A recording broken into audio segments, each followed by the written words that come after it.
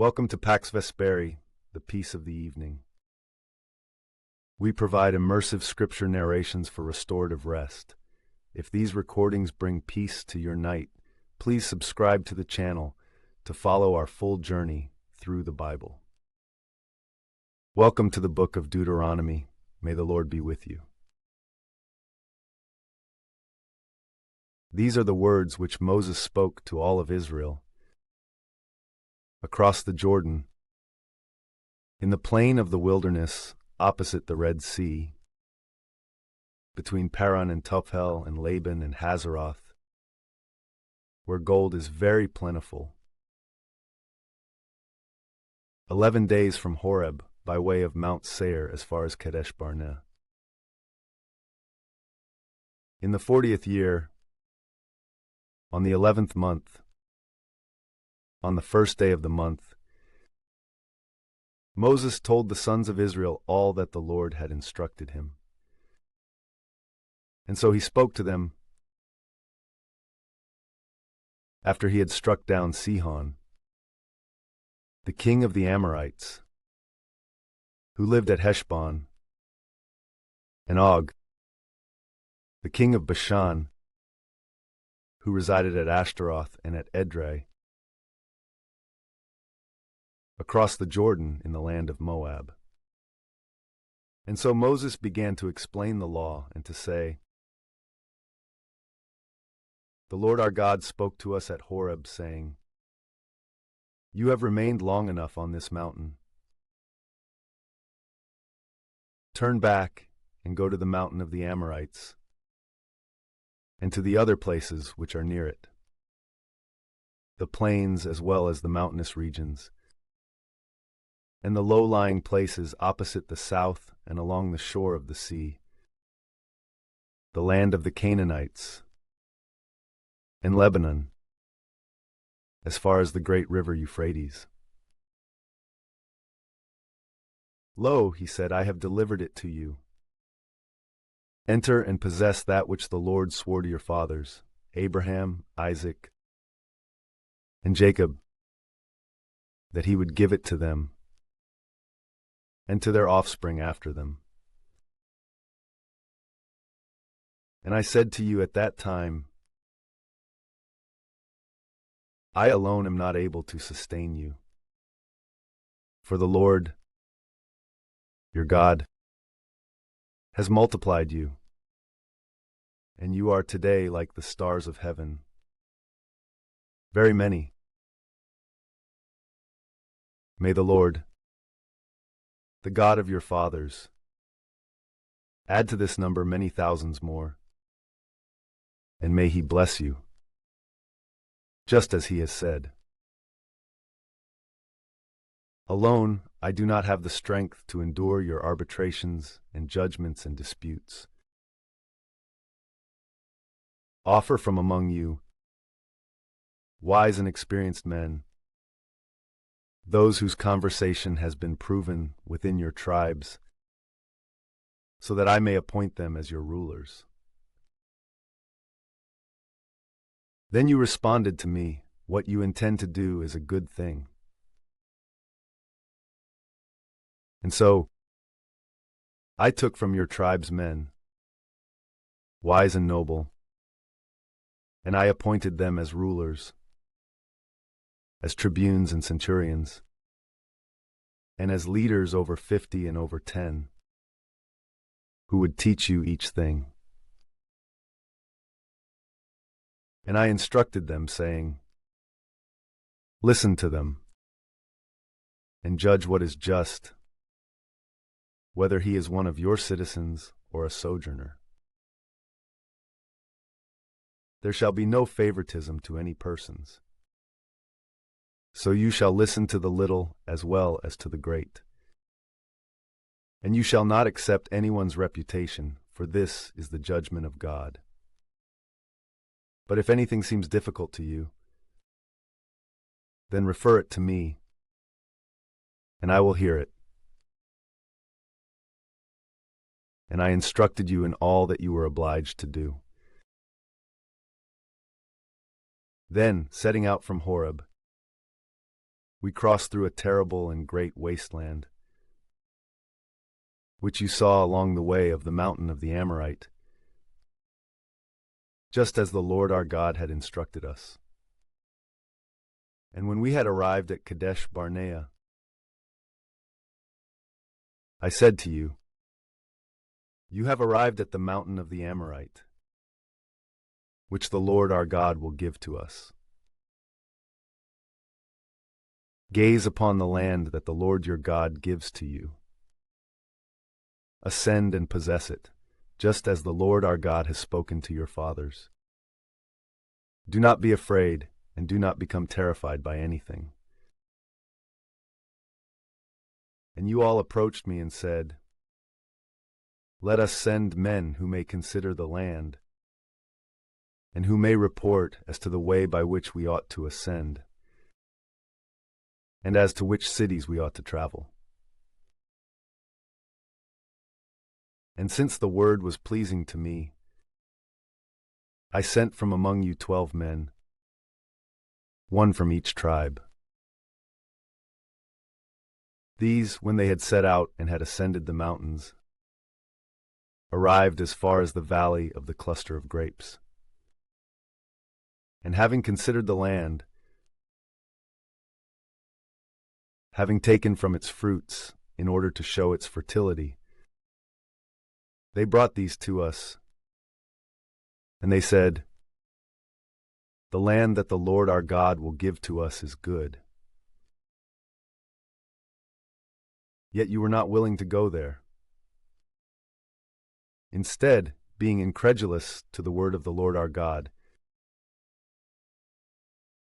you murmured in your tents, and you said, "The Lord hates us, and therefore he has led us away from the land of Egypt, so that he might deliver us into the hand of the Amorite and destroy us.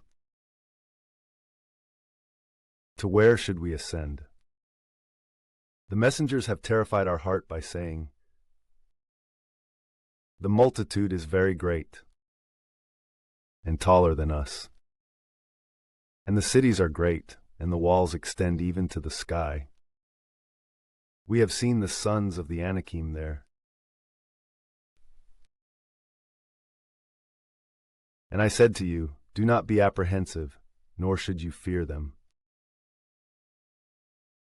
The Lord God himself, who is your leader, will fight on your behalf, just as he did in Egypt in the sight of all.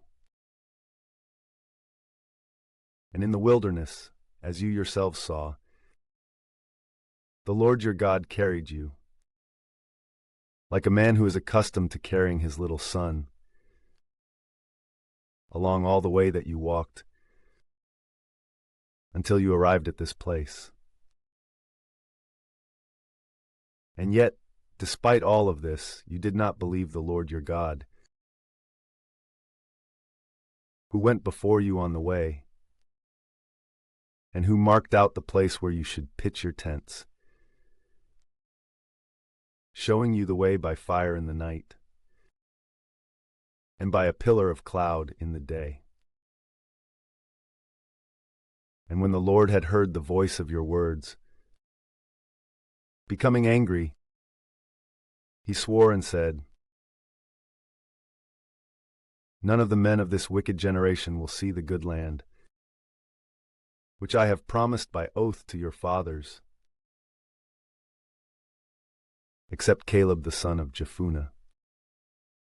For he himself will see it, and I will give the land on which he has walked to him and to his sons, because he has followed the Lord. Neither is his indignation with the people a wonder, since the Lord also became angry with me because of you. And so he said, neither will you enter into that place. But Joshua, the son of Nun, your minister, shall himself enter on your behalf. Exhort and strengthen this man, and he himself shall divide the land by lot to Israel. Your little ones, about whom you said that they would be led away as captives, and your sons, who to this day are ignorant of the difference between good and evil, they shall enter, and I will give the land to them, and they will possess it. But as for you, turn back and go out to the wilderness, by way of the Red Sea. And you responded to me, we have sinned against the Lord. We will ascend and fight, just as the Lord our God has instructed. And having been equipped with weapons, when you were setting out for the mountain, the Lord said to me, say to them, do not ascend and do not fight, for I am not with you. Otherwise you may fall in the sight of your enemies. I spoke, and you did not listen. But opposing the order of the Lord, and swelling with pride, you ascended onto the mountain. And so, having gone forth, the Amorite, who was living in the mountains, came against you and pursued you, just as a swarm of bees would do. And he struck you down from Seir all the way to Hormah. And when you returned and were weeping in the sight of the Lord, he would not hear you, nor was he willing to agree to your voice. Therefore, you camped at Kadesh-barnea for a long time.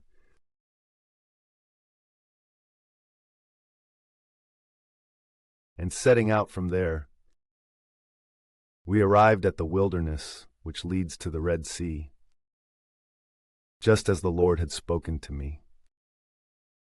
And we encompassed Mount Seir for a long time. And the Lord said to me, you have encompassed this mountain for long enough. Go forth toward the north,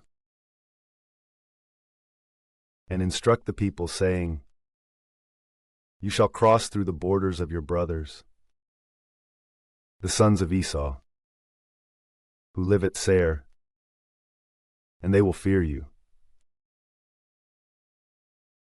Therefore, take care diligently, lest you be moved against them.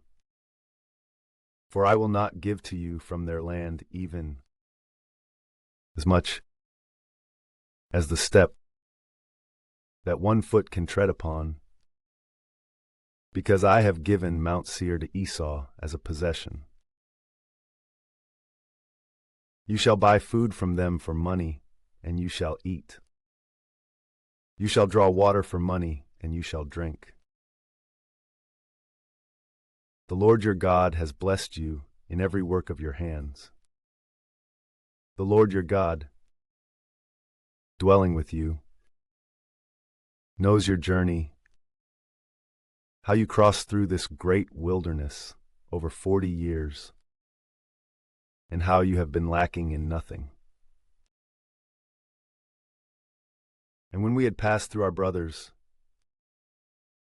the sons of Esau, who were living at Seir by the way of the plain from Elath, and from Eziongeber, we arrived at the way which leads to the desert of Moab.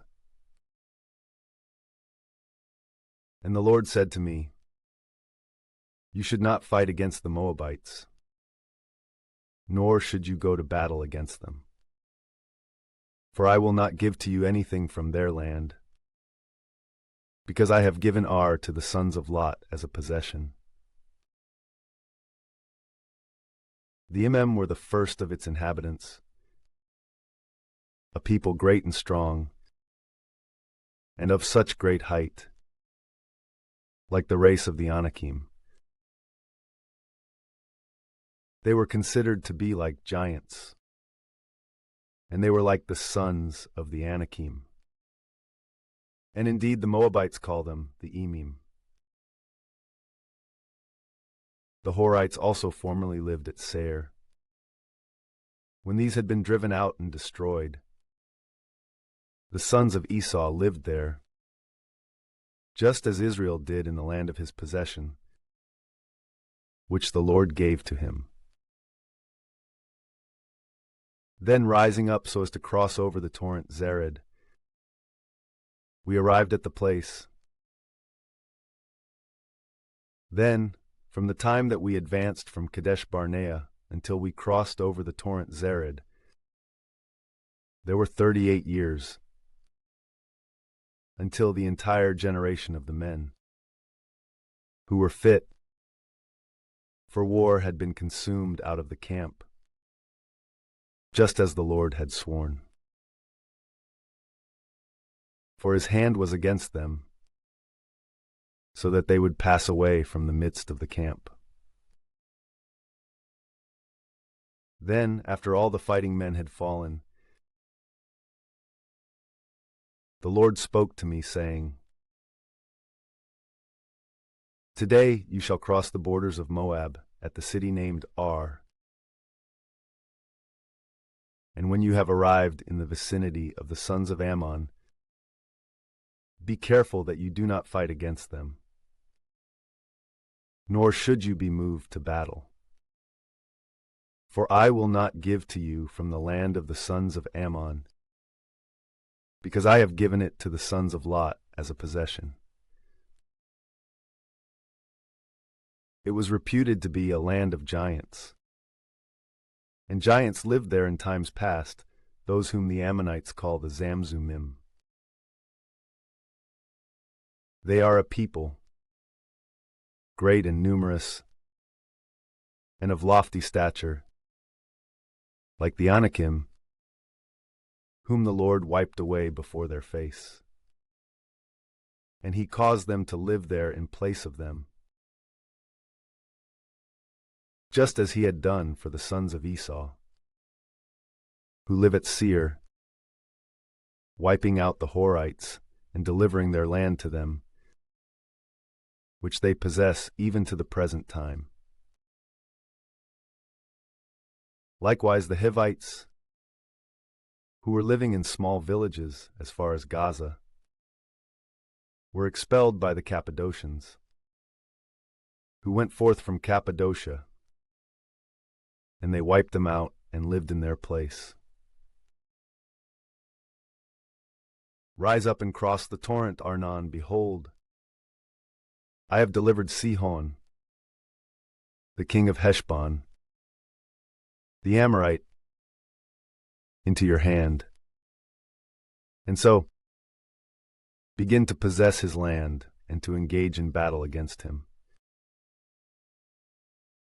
Today I will begin to send the terror and dread of you among the peoples, who are living under all of heaven, so that, when they hear your name, they may be afraid, and may tremble in the manner of a woman giving birth, and may be gripped by anguish. Therefore I sent messengers from the wilderness of Kedemoth to Sihon, the king of Heshbon, with peaceful words, saying, "We will cross through your land. We will advance by the public way. We will not turn aside, neither to the right nor to the left. Sell us food for a price so that we may eat. Provide us with water for money, and so we will drink. We only ask that you allow us to pass through, just as the sons of Esau have done, who live at Seir, and the Moabites, who abide in Ar, until we arrive at the Jordan, and we cross to the land which the Lord our God will give to us." And Sihon, the king of Heshbon, was not willing to grant passage to us, for the Lord your God had hardened his spirit, and had fastened his heart, so that he would be delivered into your hands, just as you now see. And the Lord said to me, Behold, I have begun to deliver Sihon and his land to you. Begin to possess it. And Sihon went out to meet us with all his people, to battle at Jahaz. And the Lord our God delivered him to us. And we struck him down with his sons and all his people. And we seized all his cities at that time, putting to death their inhabitants, men as well as women and children. We left nothing of them, except the cattle which went to the share of those who plundered them. And we seized the spoils of the cities, from Aroer, which is above the bank of the torrent Arnon, a town which is situated in a valley, all the way to Gilead. There was not a village or city which escaped from our hands. The Lord our God delivered everything to us, except the land of the sons of Ammon, which we did not approach, and all that is adjacent to the torrent Jabbok, and the cities in the mountains, and all the places which the Lord our God prohibited to us.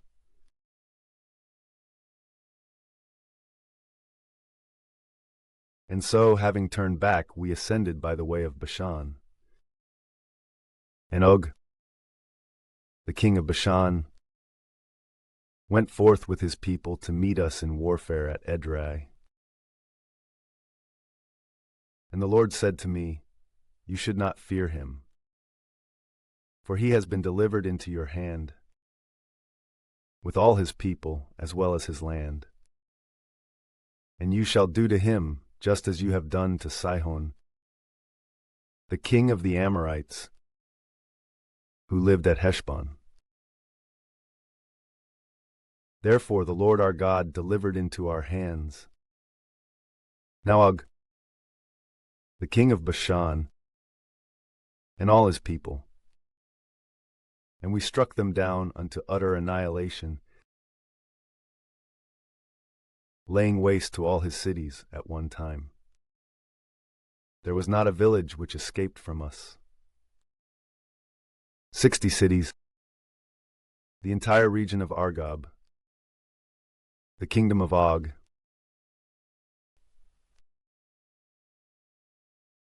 all the cities were fortified with very high walls, and with gates and bars, in addition to innumerable villages which had no walls. And we wiped them out, just as we had done to Sihon, the king of Heshbon, destroying every city, and its men, as well as women and children. But the cattle and the spoils of the cities we plundered. And at that time we took the land from the hand of the 2 kings of the Amorites, who were across the Jordan, from the torrent Arnon as far as Mount Hermon, which the Sidonians call Sirion, and the Amorites call Senir. All the cities that are situated in the plain, and the entire land of Gilead and Bashan, all the way to Salakah and Edrei, cities of the kingdom of Og in Bashan. For only Og, the king of Bashan, was left behind out of the race of the giants. His bed of iron is on display. It is in Rabbah, among the sons of Ammon, being 9 cubits in length, and 4 in width, according to the measure of the cubit of a man's hand. And we possessed the land, At that time, from Aror, which is above the bank of the torrent Arnon, as far as the middle of Mount Gilead. And I gave its cities to Reuben and Gad. Then I delivered the remaining part of Gilead, and all of Bashan, the kingdom of Og, which is the entire region of Argob, to 1/2 of the tribe of Manasseh. And all of Bashan is called the land of the giants. Jair, the son of Manasseh, possessed all the region of Argob, as far as the borders of Jeshur and Maacath.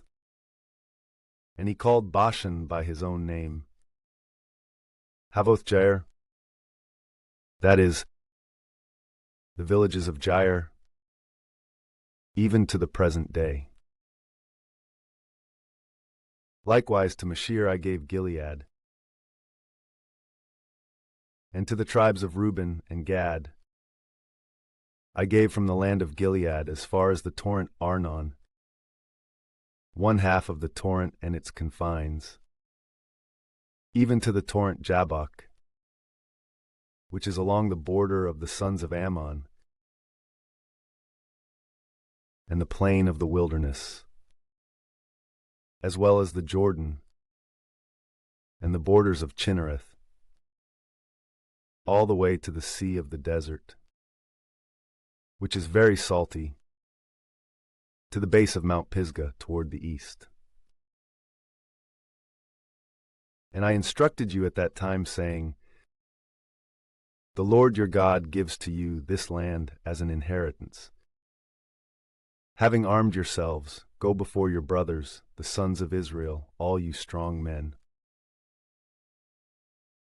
Leave behind your wives and little ones, as well as the cattle. For I know that you have many cattle, and they should remain in the cities which I have delivered to you, until the Lord provides rest to your brothers, just as he has provided for you. And they too shall possess the land, which he will give to them beyond the Jordan. Then each one shall return to his possession which I have allotted to you. Likewise I instructed Joshua at that time, saying, Your eyes have seen what the Lord your God has done to these 2 kings. So also will he do to all the kingdoms through which you shall pass. You should not fear them, for the Lord your God will fight on your behalf. And I beseeched the Lord at that time, saying, Lord God, you have begun to reveal your greatness and your very strong hand to your servant. For there is no other God, either in heaven or on earth, who is able to accomplish your works, or to be compared to your strength. Therefore I will cross over, and I will view this excellent land beyond the Jordan, and this singular mountain, and Lebanon. And the Lord became angry with me because of you, and he would not heed me. But he said to me, It is enough for you. You shall no longer speak to me at all about this matter. Ascend to the summit of Pisgah, and look around with your eyes to the west, and to the north, and to the south, and to the east, and behold it. For you shall not cross this Jordan. Instruct Joshua, and encourage and strengthen him.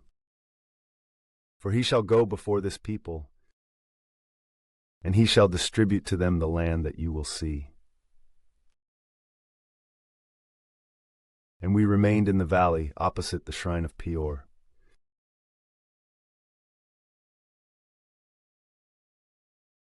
And now, O Israel, listen to the precepts and judgments which I am teaching to you, so that, by doing these, you may live, and you may enter and possess the land, which the Lord, the God of your fathers, will give to you. You shall not add to the word which I speak to you, neither shall you take away from it. Preserve the commandments of the Lord your God, which I am teaching to you. Your eyes have seen all that the Lord has done against Baal-peor, in what manner he has crushed all of his worshippers from among you. But you who adhere to the Lord your God are all still alive to the present day. You know that I have taught you precepts as well as justices, just as the Lord my God has commanded me. And so shall you do in the land that you will possess. And you shall observe and fulfill these in practice. For this is your wisdom and understanding in the sight of the peoples, so that, upon hearing all these precepts, they may say, Lo, a wise and understanding people, a great nation. Neither is there any other nation so great, which has its gods so near to them, as our God is present to all our petitions. For what other nation is there so renowned as to have ceremonies and just judgments, and the entire law that I will set forth today before your eyes? And so guard yourself and your soul carefully. You should not forget the words that your eyes have seen, and do not let them be cut away from your heart throughout all the days of your life. You shall teach them to your sons and to your grandsons, from the day on which you stood before the Lord your God at Horeb, when the Lord spoke to me, saying, Gather the people to me, so that they may listen to my words, and may learn to fear me throughout all the time that they are alive on earth, and so that they may teach their children. And you approached the base of the mountain, which was burning even toward heaven. And there was a darkness upon it, and a cloud, and a mist. And the Lord spoke to you from the midst of fire. You heard the voice of his words, but you did not see any form at all. And he revealed his covenant to you, which he instructed you to carry out, and the 10 words which he wrote on 2 tablets of stone. And he commanded me, at that time, that I should teach you the ceremonies and judgments which you must carry out in the land that you shall possess. And so guard your souls carefully. You saw no likeness on the day that the Lord God spoke to you on Horeb from the midst of fire. Otherwise, perhaps being deceived, you might have made a graven image, or an image of male or female, a likeness of any of the beasts which are upon the earth, or of birds which fly under heaven, or of reptiles which move across the earth, or of fish which abide in the waters under the earth. Otherwise, perhaps lifting up your eyes to heaven, you might look upon the sun and the moon and all the stars of heaven, and being deceived by error, you might adore and worship these things, which the Lord your God created for the service of all the nations, which are under heaven. But the Lord has taken you up and led you away from the iron furnaces of Egypt, in order to have a people of inheritance, just as it is to the present day. And the Lord became angry against me because of your words, and he swore that I would not cross over the Jordan, nor enter into the excellent land, which he will give to you. Behold, I shall die on this soil. I shall not cross over the Jordan. You shall cross it, and you shall possess the singular land. Be careful, lest you at some time forget the covenant of the Lord your God, which he has formed with you, and lest you make for yourselves a graven likeness of those things, which the Lord has prohibited to be made. For the Lord your God is a consuming fire, a jealous God. When you will have conceived sons and grandsons while abiding in the land, and if, having been deceived, you make for yourselves any likeness, accomplishing evil in the sight of the Lord your God, so as to provoke him to wrath, I call heaven and earth as witnesses this day, that you shall quickly perish from the land, which, when you have crossed over the Jordan, you will possess. You will not live in it for a long time. Instead, the Lord will destroy you. And he will scatter you among all the nations, and few of you will remain among those nations, to which the Lord will lead you.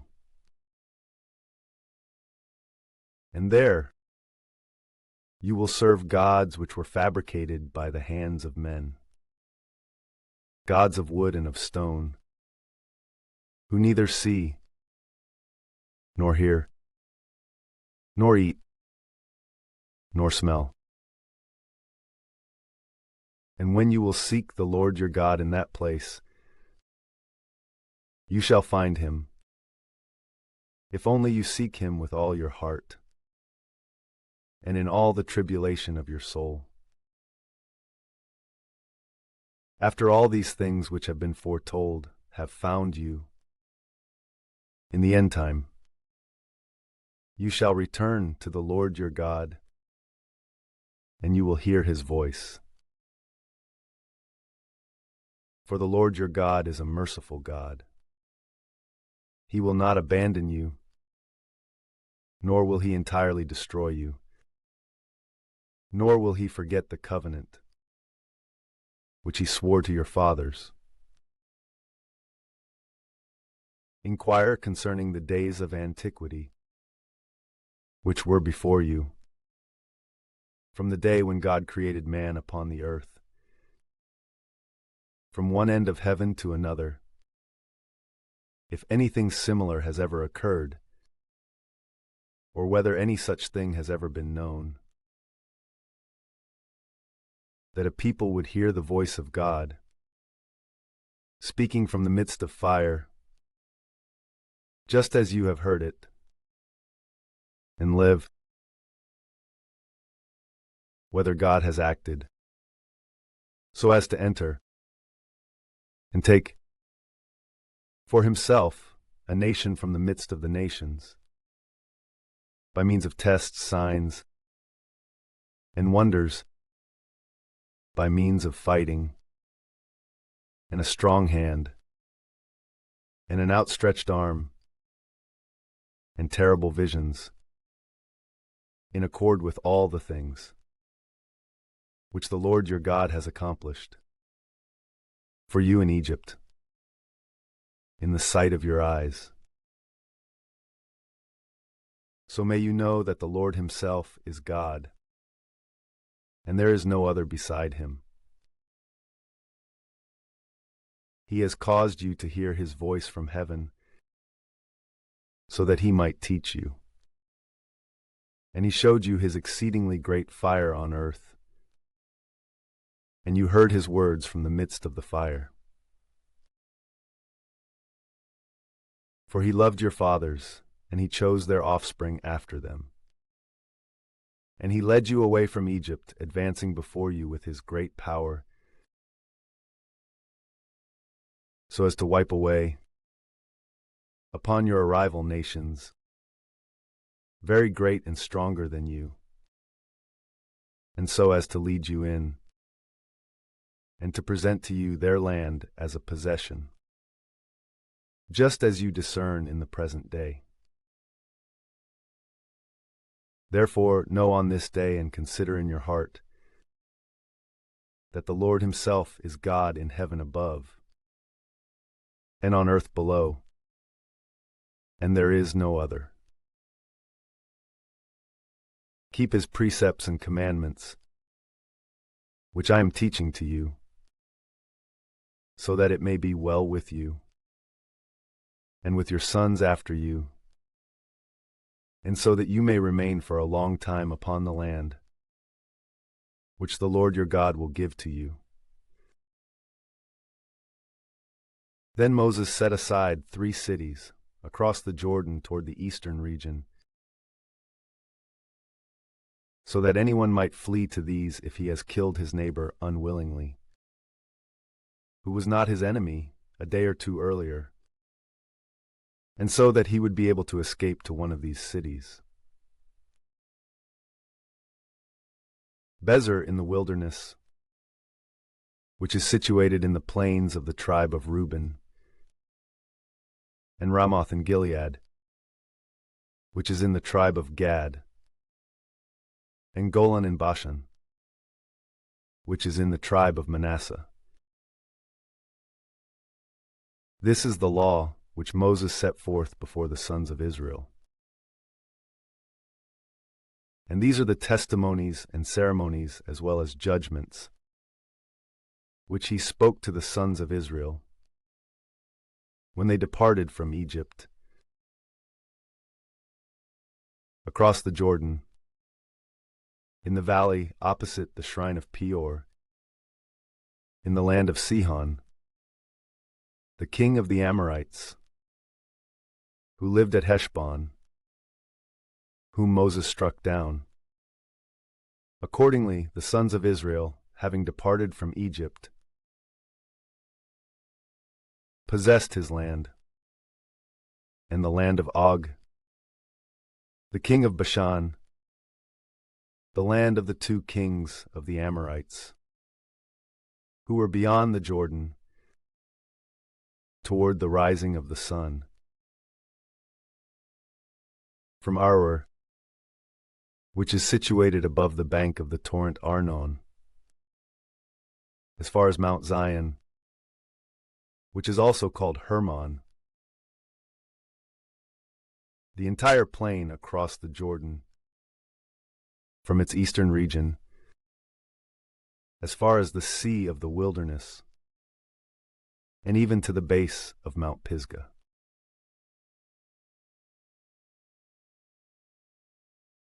And Moses summoned all of Israel, and he said to them, "Listen, O Israel, to the ceremonies and judgments, which I am speaking to your ears on this day.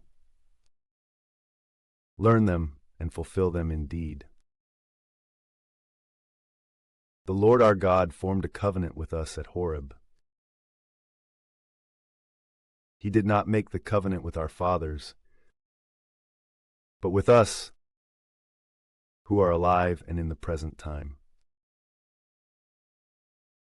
He spoke to us face to face on the mountain, from the midst of fire.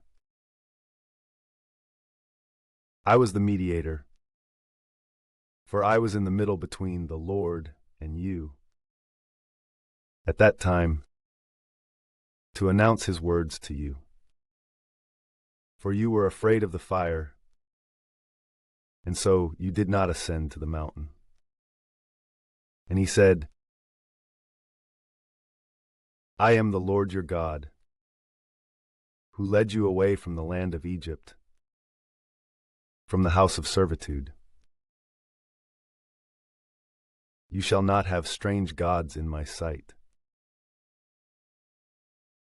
You shall not make for yourself a graven image, nor the likeness of anything, which is in heaven above, or on earth below, or which abides in the waters under the earth. You shall not adore, and you shall not worship these things. For I am the Lord your God, a jealous God, repaying the iniquity of the fathers upon the sons to the third and fourth generation to those who hate me, and acting with mercy in thousands of ways to those who love me and keep my precepts. You shall not use the name of the Lord your God in vain, for he will not go unpunished who takes up his name over an unimportant matter. Observe the day of the Sabbath, so that you may sanctify it, just as the Lord your God has instructed you. For 6 days you shall labor and do all your work. The seventh is the day of the Sabbath, that is, the rest of the Lord your God. You shall not do any work in it, nor shall your son, nor daughter, nor manservant, nor womanservant, nor donkey, nor any of your cattle, nor the sojourner who is within your gates, so that your men and women servants may rest, just as you do.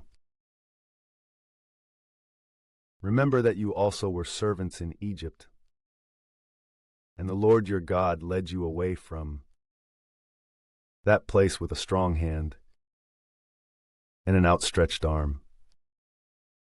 Because of this, he has instructed you so that you would observe the Sabbath day.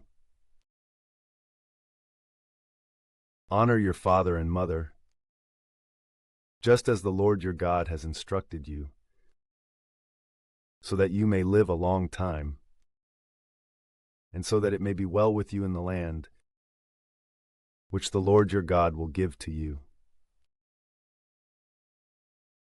You shall not murder, and you shall not commit adultery, and you shall not commit theft. Neither shall you speak false testimony against your neighbor. You shall not covet your neighbor's wife, nor his house, nor his field, nor his manservant, nor his womanservant, nor his ox, nor his donkey, nor anything out of all that is his. The Lord spoke these words to the entire multitude of you on the mountain, from the midst of the fire and the cloud and the darkness, with a loud voice, adding nothing more. And he wrote them on 2 tablets of stone, which he delivered to me, to Grang. Then, after you heard the voice from the midst of the darkness, and you saw the mountain burning, you approached me, all you leaders of the tribes and those greater by birth. And you said, Behold, the Lord our God has revealed to us his majesty and his greatness. We have heard his voice from the midst of fire, and we have proven today that, though God is speaking with man, man has lived. Therefore, why should we die, and why should this very great fire devour us? For if we hear the voice of the Lord our God any longer, we will die. What is all flesh, that it would hear the voice of the living God, who speaks from the midst of fire, just as we have heard it, and be able to live? Instead, you should approach and listen to all the things that the Lord our God will say to you. And you will speak to us, and we will listen and do these things.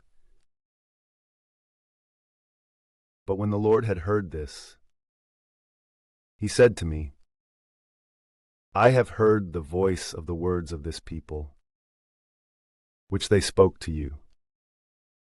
All this they have spoken well. Who will grant to them to have such a mind, so that they may fear me, and may keep all my commandments at all times, so that it may be well with them and with their sons forever? Go and say to them, return to your tents. But as for you, stand here with me, and I will speak to you all my commandments and ceremonies, as well as judgments. These you shall teach them, so that they may do them in the land, which I will give to them as a possession. And so keep and do the things which the Lord God has commanded you. You shall not turn aside neither to the right nor to the left. For you shall walk in the way that the Lord your God has instructed, so that you may live, and it may be well with you, and your days may be extended in the land of your possession.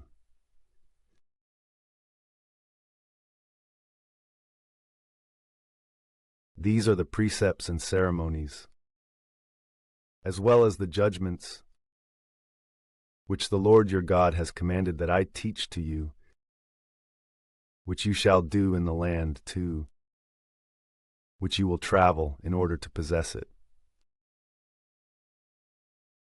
So may you fear the Lord your God, and keep all his commandments and precepts, which I am entrusting to you, and to your sons and grandsons, all the days of your life, so that your days may be prolonged.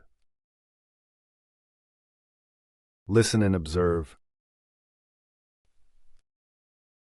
so that you may do just as the Lord has instructed you, and it may be well with you, and you may be multiplied all the more. For the Lord, the God of your fathers, has promised you a land flowing with milk and honey.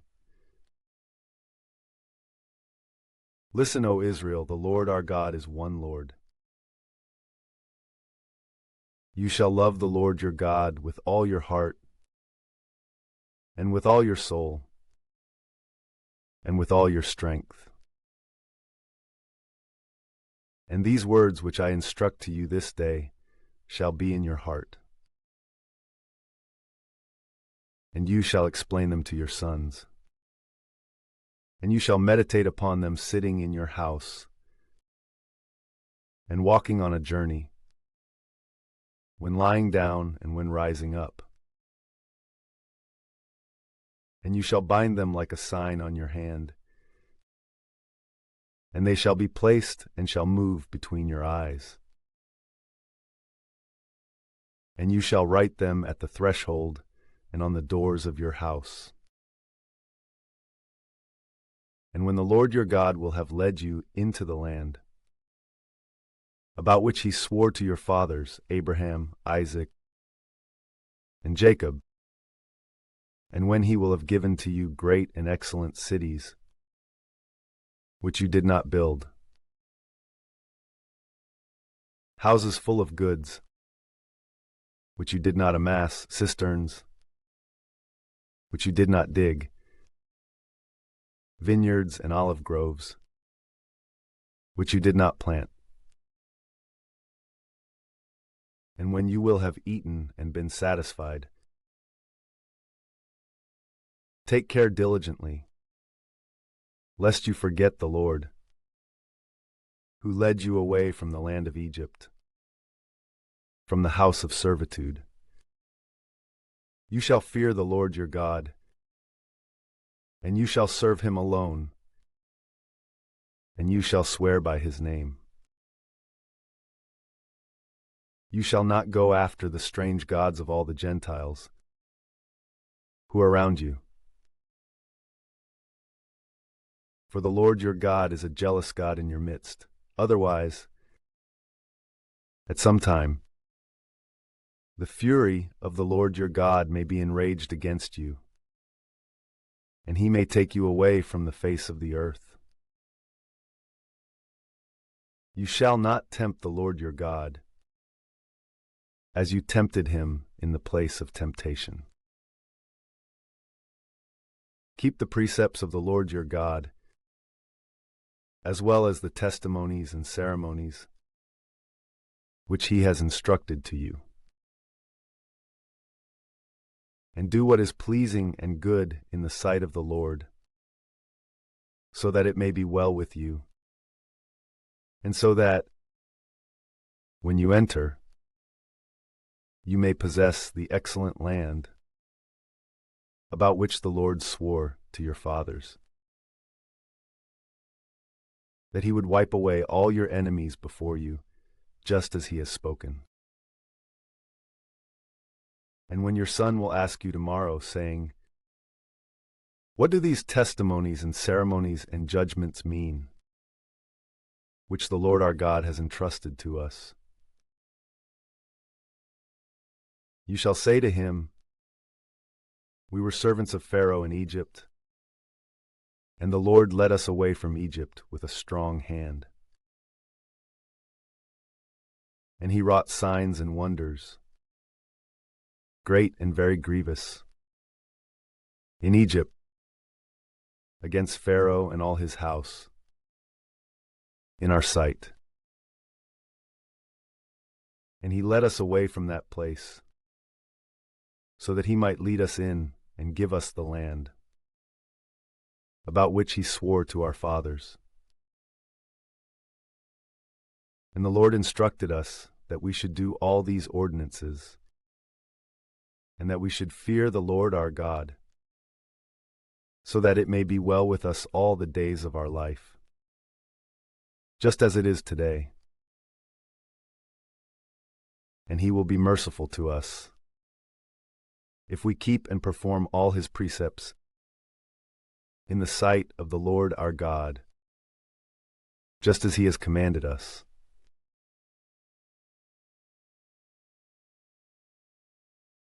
When the Lord your God will have led you to the land, which you will enter so as to possess it, and when he will have destroyed many nations before you, the Hittite, and the Girgashite, and the Amorite, and the Canaanite, and the Perizzite, and the Hivite, and the Jebusite, 7 nations much more numerous than you, and more robust than you.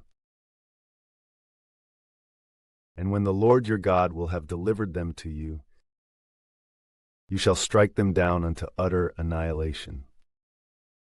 You shall not enter into a pact with them, nor shall you show any pity to them. And you shall not associate with them in marriage. You shall not give your daughter to his son, nor accept his daughter for your son. For she will seduce your son, so that he will not follow me, and so that he will instead serve foreign gods. And the fury of the Lord will be enraged, and he will quickly destroy you. So instead, you shall do this to them: overturn their altars, and break their statues, and cut down their sacred groves, and burn up their graven images. For you are a holy people to the Lord your God. The Lord your God has chosen you, so that you would be his particular people out of all the peoples who are upon the earth. It is not because you surpass all the nations in number that the Lord has joined with you and has chosen you, for you are the least numerous of any people. But it is because the Lord has loved you and has kept his oath, which he swore to your fathers, and he has led you away with a strong hand, and he has redeemed you from the house of servitude, from the hand of Pharaoh, the king of Egypt. And you shall know that the Lord your God himself is a strong and faithful God, preserving his covenant and his mercy for those who love him and those who keep his precepts for 1,000 generations, and promptly repaying those who hate him, so as to utterly ruin them, without further delay, quickly rendering to them what they deserve. Therefore, keep the precepts and ceremonies, as well as the judgments, which I command to you this day, so that you may do them. If, after you have heard these judgments, you keep and do them, the Lord your God will also keep his covenant with you, and the mercy that he swore to your fathers. And he will love you and multiply you. And he will bless the fruit of your womb, and the fruit of your land, your grain as well as your vintage, oil, and herds, and the flocks of your sheep, upon the land about, which he swore to your fathers, that he would give it to you. Blessed shall you be among all peoples. No one will be barren among you of either gender, as much among men as among your herds. The Lord will take all sickness away from you, and the very grievous infirmities of Egypt, which you have known, he will not bring upon you, but upon your enemies. You shall devour all the peoples which the Lord your God will deliver to you. Your eye shall not spare them, neither shall you serve their gods, lest they be your ruin. If you say in your heart, these nations are more than I am, so how will I be able to destroy them? Do not be apprehensive. Instead, recall what the Lord your God did to Pharaoh and to all the Egyptians. The very great plagues, which your eyes saw, and the signs and wonders, and the powerful hand and outstretched arm, by which the Lord your God led you away. So will he do to all the peoples whom you dread. Moreover, the Lord your God will also send hornets among them, until he destroys and scatters all who have escaped from you, or who have been able to hide. You shall not fear them, for the Lord your God is in your midst, a great and terrible God. He himself will consume these nations in your sight, a little at a time, by degrees. you will not be able to destroy them all at once. Otherwise, the wild beasts of the earth might increase against you. And so, the Lord your God will present them in your sight, and you shall slay them until they are thoroughly wiped away. And he shall deliver their kings into your hands, and you shall abolish their names from under heaven. No one will be able to withstand you until you crush them. Their graven images you shall burn with fire. You shall not covet the silver or gold from which they have been made. And you shall not take for yourself anything from these, lest you offend, because this is an abomination to the Lord your God. Neither shall you carry anything of the idol into your house, lest you become accursed, just as it also is. You shall detest it like dung, and you shall abominate it like defilement and filth, because it is an accursed thing.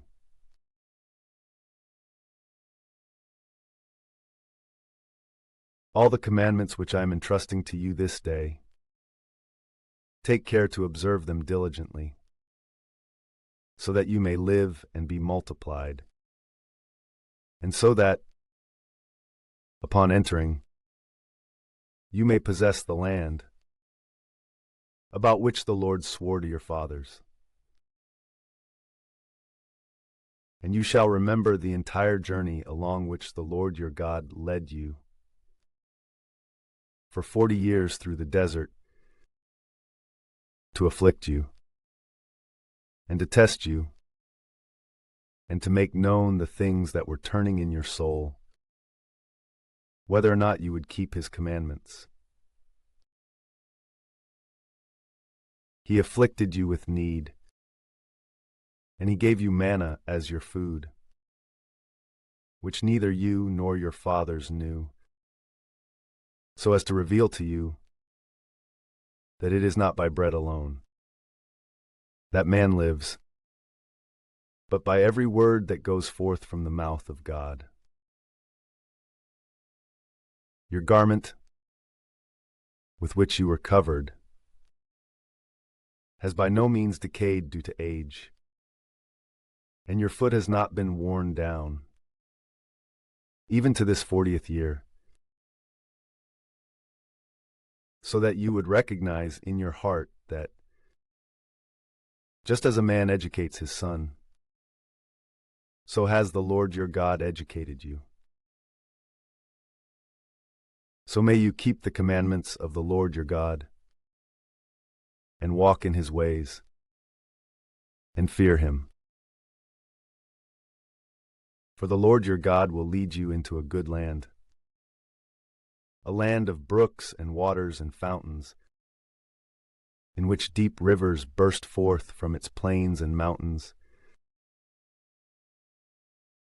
a land of crops, barley, and vineyards, in which fig and pomegranate and olive trees spring up, a land of oil and honey.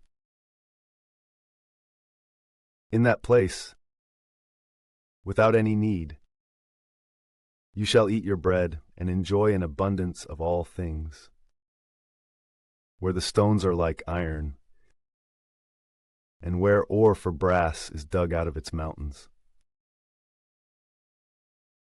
So then, when you have eaten and been satisfied, you should bless the Lord your God for the excellent land which he has given to you.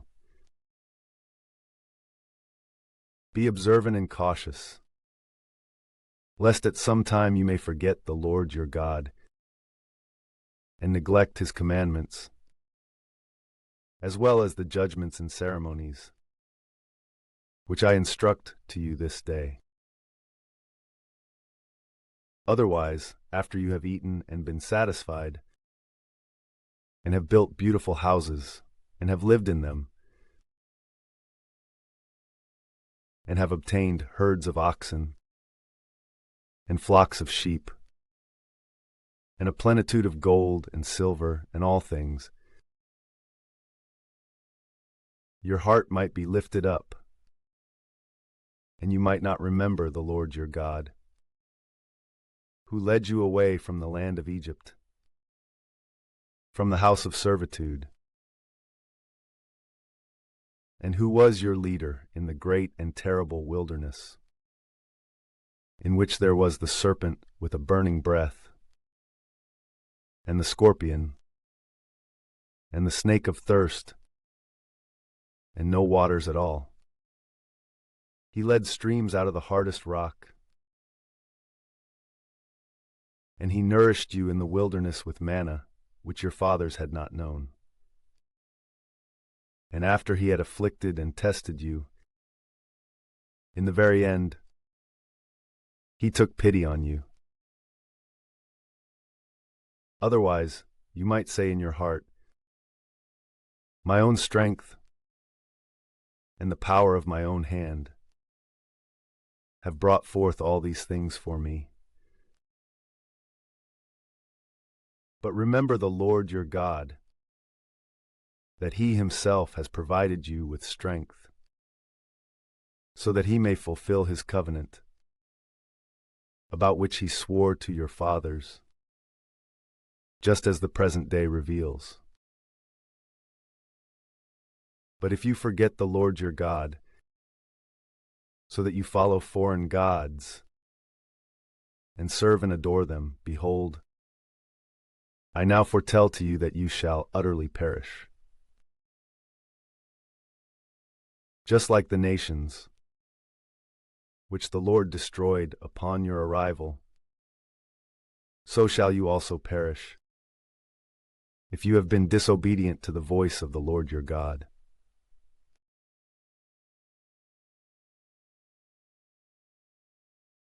Listen, O Israel, you shall cross over the Jordan today, in order to possess nations, very great and stronger than yourself, cities vast and walled even to the sky,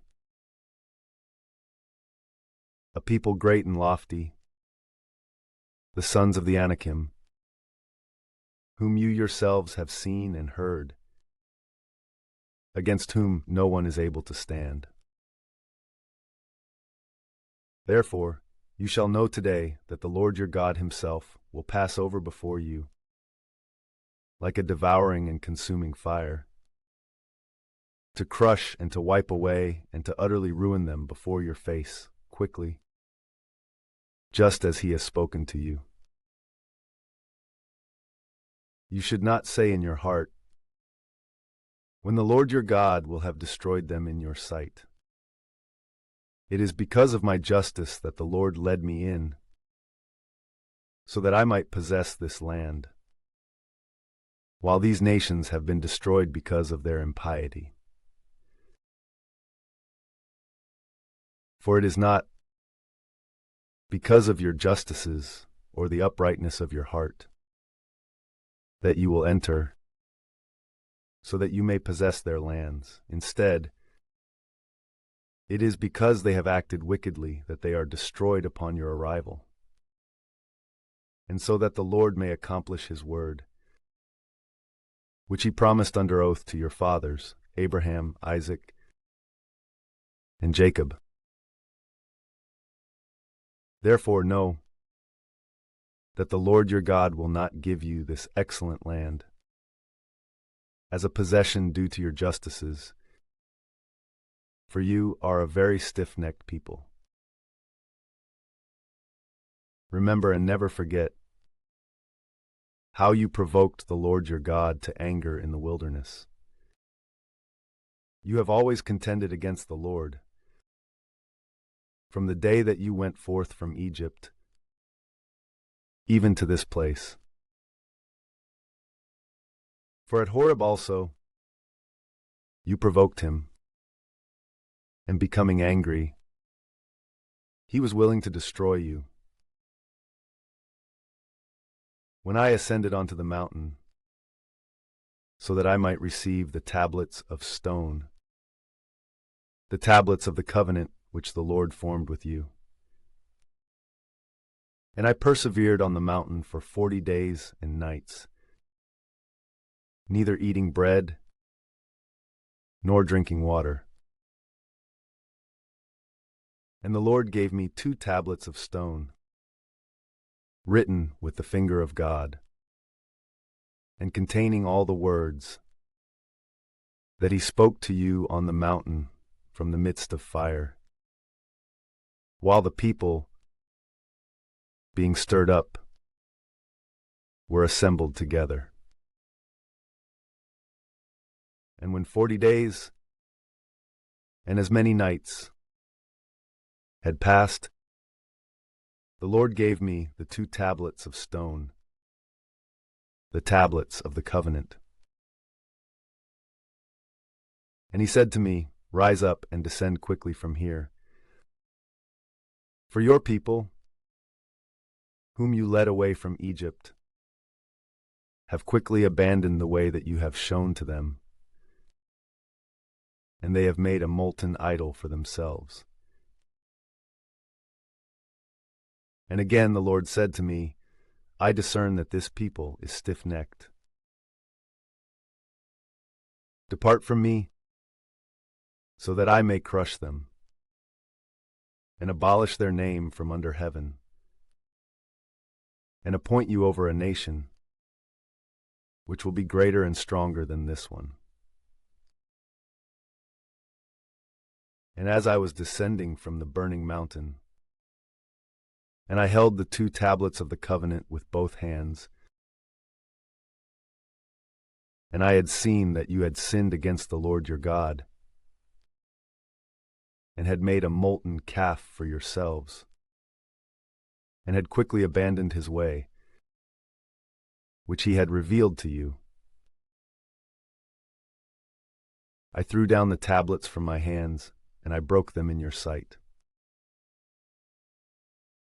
And I fell prostrate before the Lord, just as before, for 40 days and nights, not eating bread and not drinking water, because of all your sins which you had committed against the Lord, and because you provoked him to anger. For I feared his indignation and wrath, which had been stirred up against you, so that he was willing to destroy you. And the Lord heeded me at this time also. Likewise, he became vehemently angry against Aaron, and he was willing to destroy him. And I prayed for him similarly. But as for your sin which you committed, that is, the calf, taking hold of it, I burned it with fire, and breaking it into pieces, and reducing it entirely to dust, I threw it into the torrent that descends from the mountain. Likewise at the burning, and at the temptation, and at the graves of lust, you provoked the Lord. And when he sent you from Kadesh-barnea, saying, "Ascend and possess the land, which I have given to you," even so, you spurned the command of the Lord your God, and you did not believe him, nor were you willing to listen to his voice. Instead, you were ever rebellious from the day when I first began to know you. And so, I lay prostrate before the Lord for 40 days and nights, as I humbly begged him, lest he destroy you, just as he had threatened to do. And praying, I said, "O Lord God, do not destroy your people and your inheritance, whom you have redeemed in your greatness. whom you have led away from Egypt with a strong hand. Remember your servants, Abraham, Isaac, and Jacob. Do not look upon the stubbornness of this people, nor upon their wickedness and sinfulness. Otherwise, perhaps the inhabitants of the land, out of which you have led us, may say, the Lord was not able to lead them into the land, which he promised to them. And he hated them, therefore he led them out, so that he might put them to death in the wilderness. These are your people and your inheritance, whom you have led out by your great strength, and with your outstretched arm.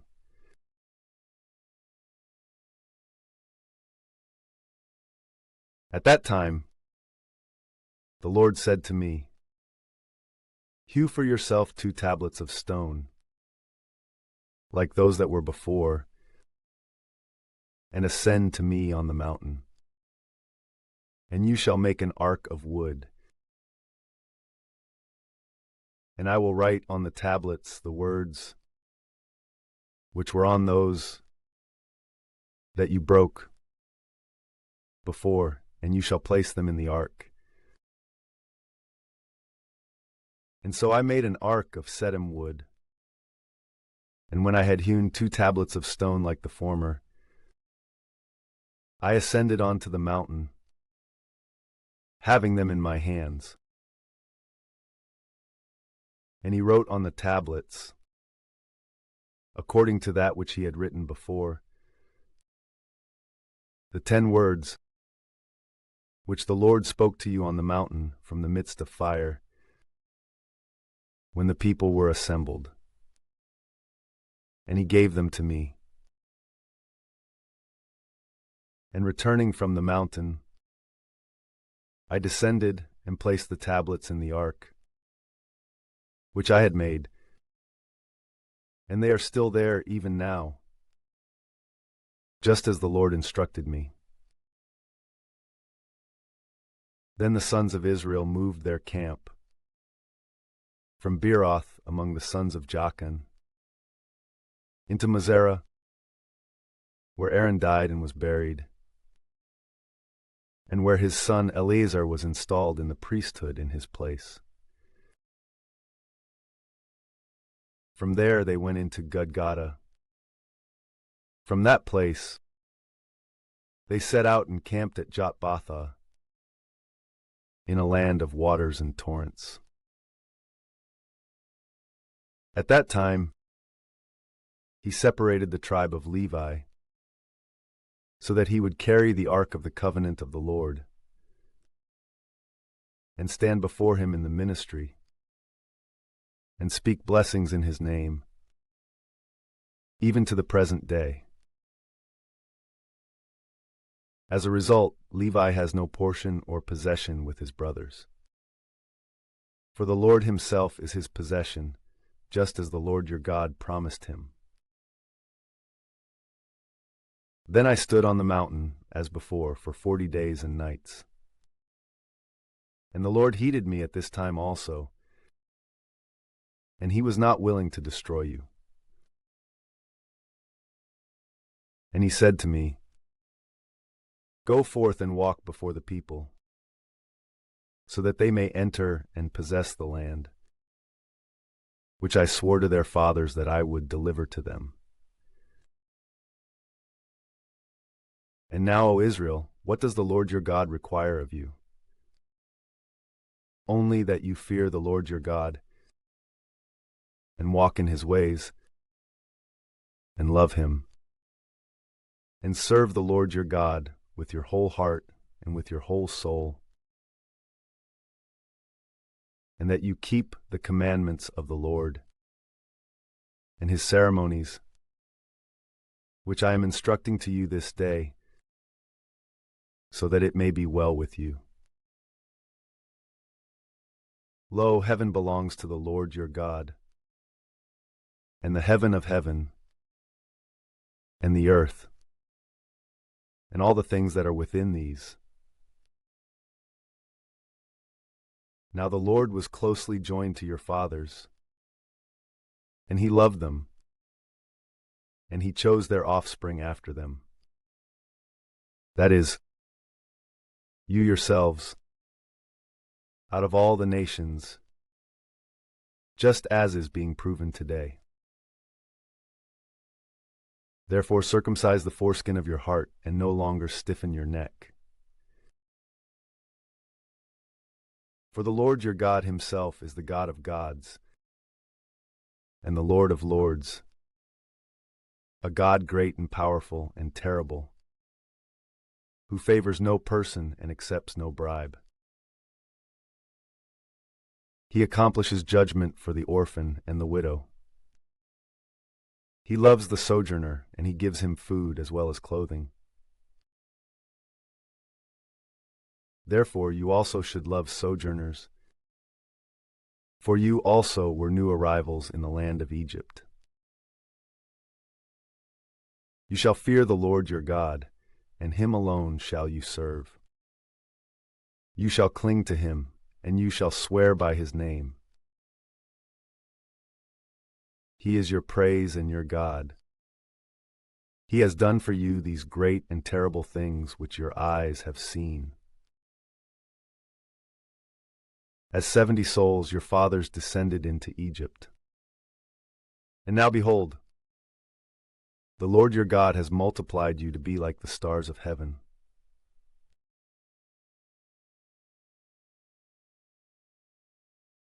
So, love the Lord your God, and observe his precepts and ceremonies, his judgments and commandments, at all times.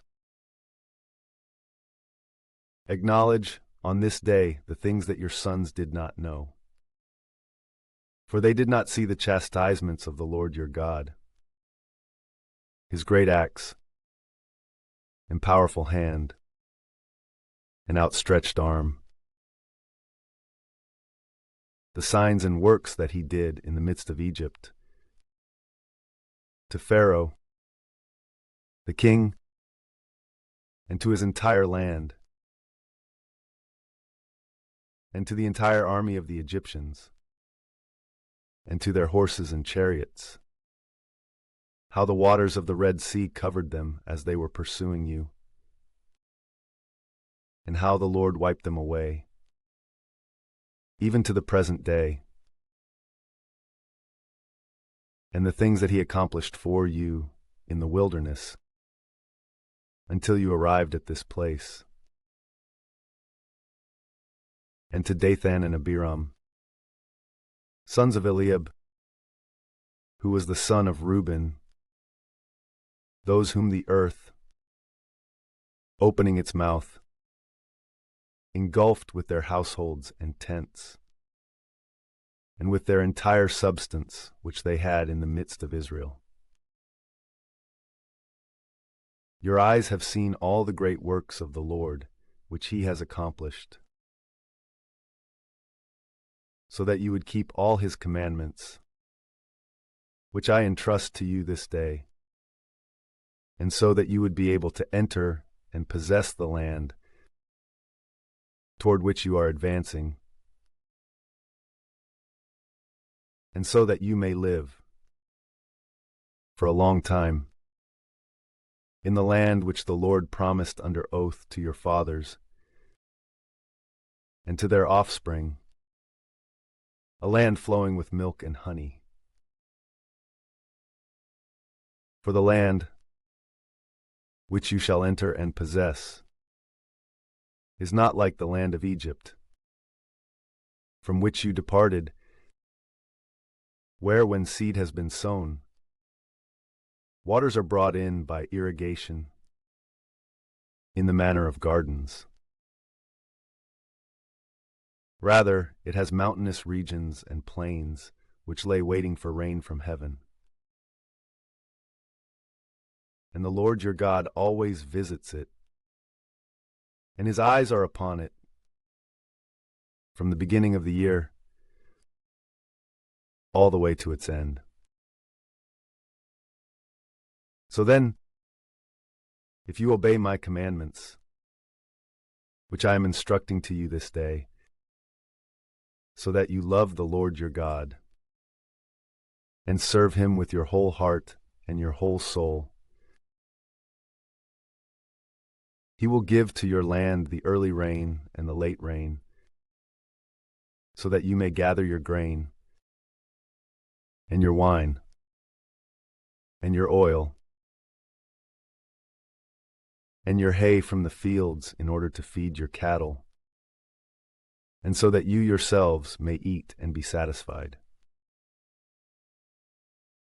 Be careful, lest perhaps your heart may be deceived, and you might withdraw from the Lord, and serve strange gods, and adore them.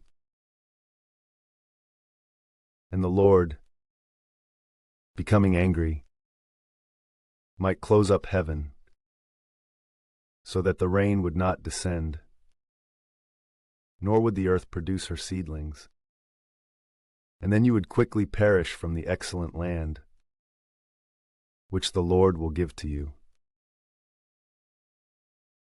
Place these words of mine in your hearts and minds, and hang them as a sign on your hands, and arrange them between your eyes.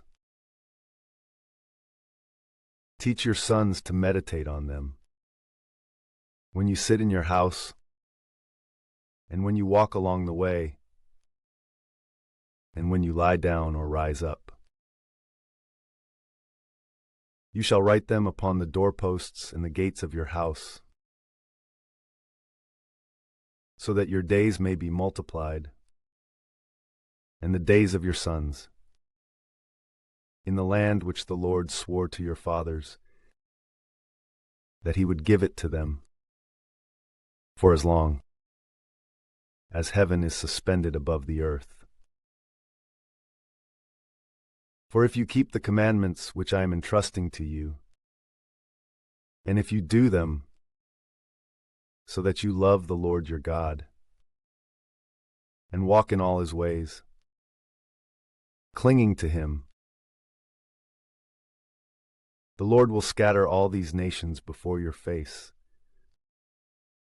and you shall possess them, though they are greater and stronger than you.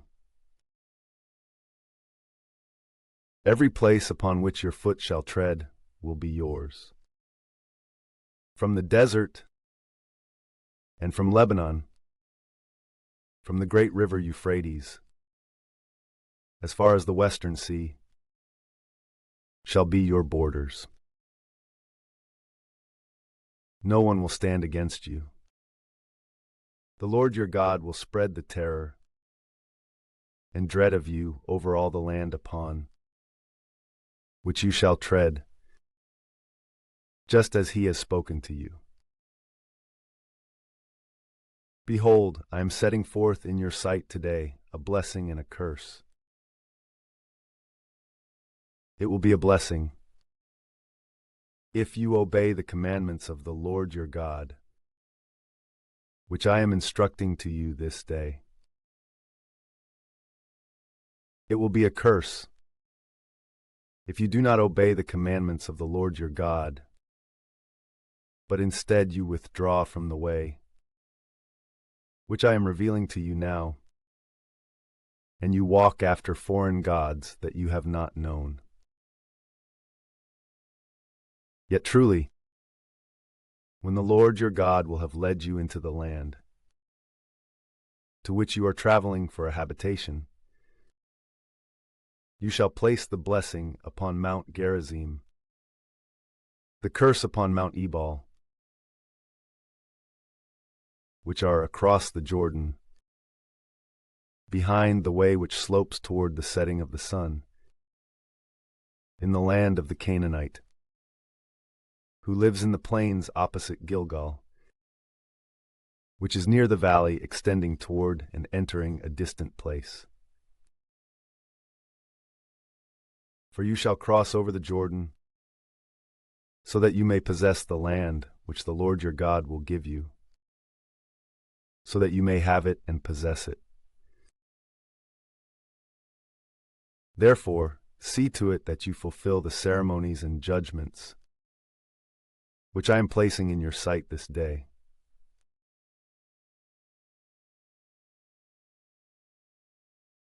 These are the precepts and judgments which you must do in the land which the Lord, the God of your fathers, will give to you, so that you may possess it during all the days that you shall walk upon the soil. Overturn all the places where the nations which you will possess worship their gods on lofty mountains and on hills and under every leafy tree. Scatter their altars and break their statues. Burn their sacred groves with fire and crush their idols. Abolish their names from those places. But you shall not do the same to the Lord your God. Instead, you shall approach the place which the Lord your God will choose among all your tribes, so that he may set his name there and may dwell in that place.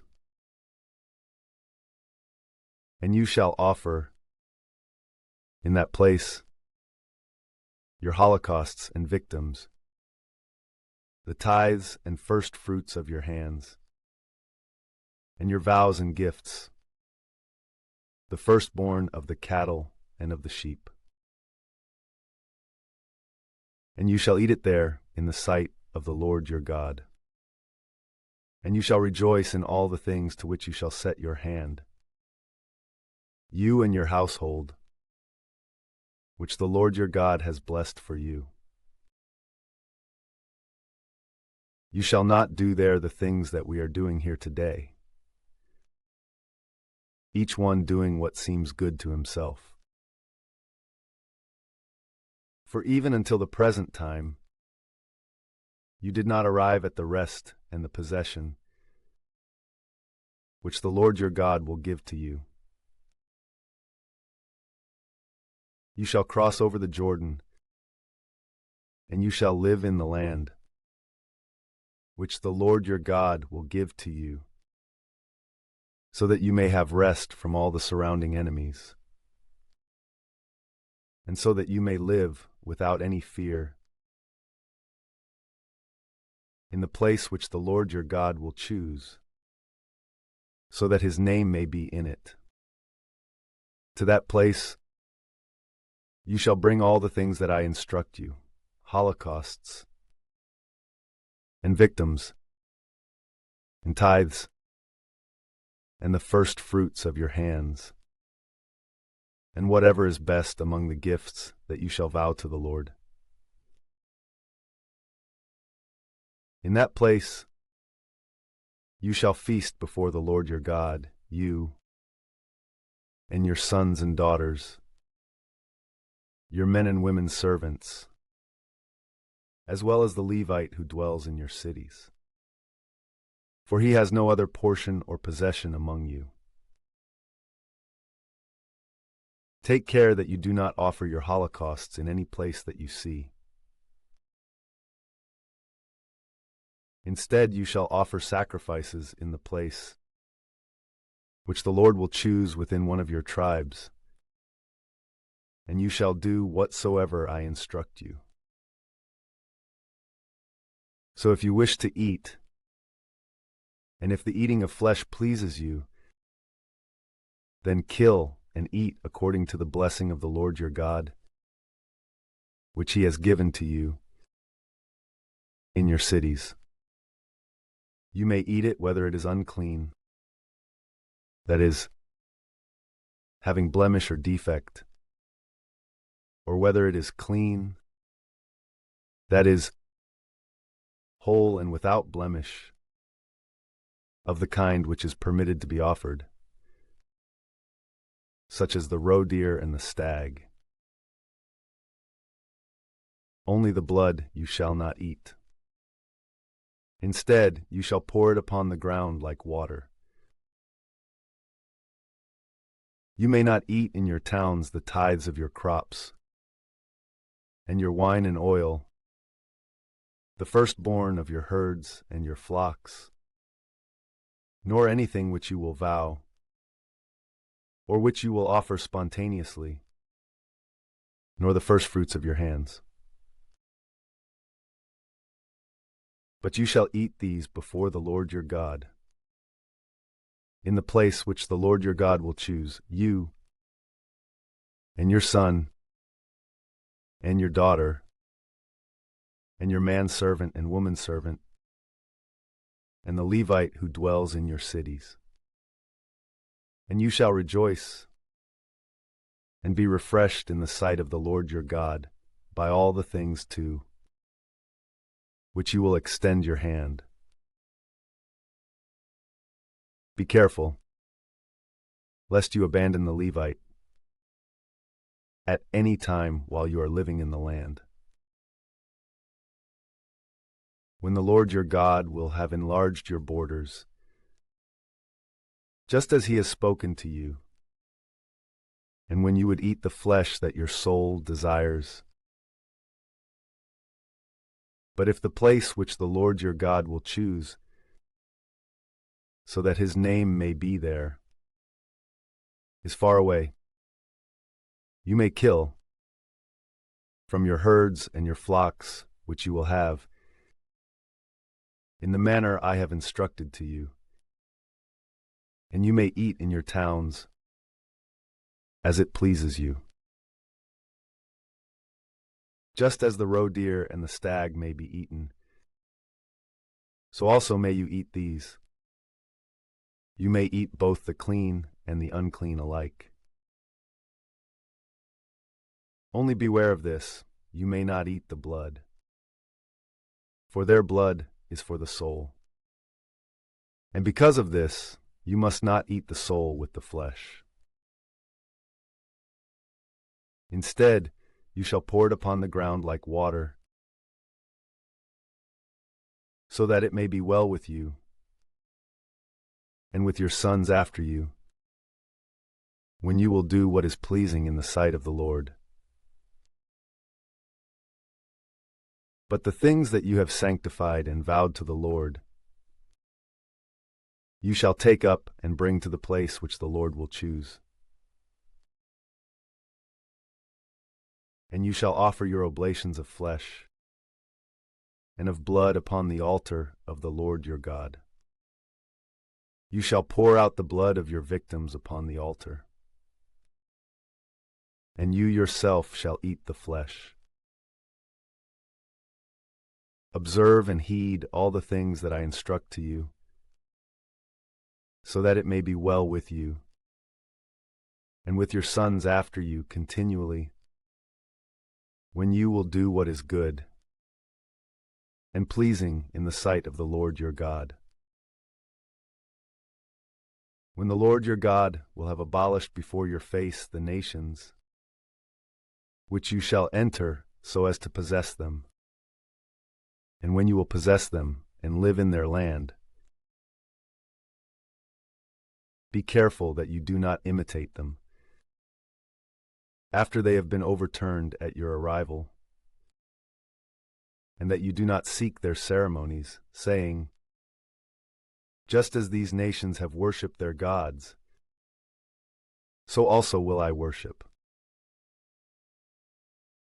You shall not act in like manner toward the Lord your God,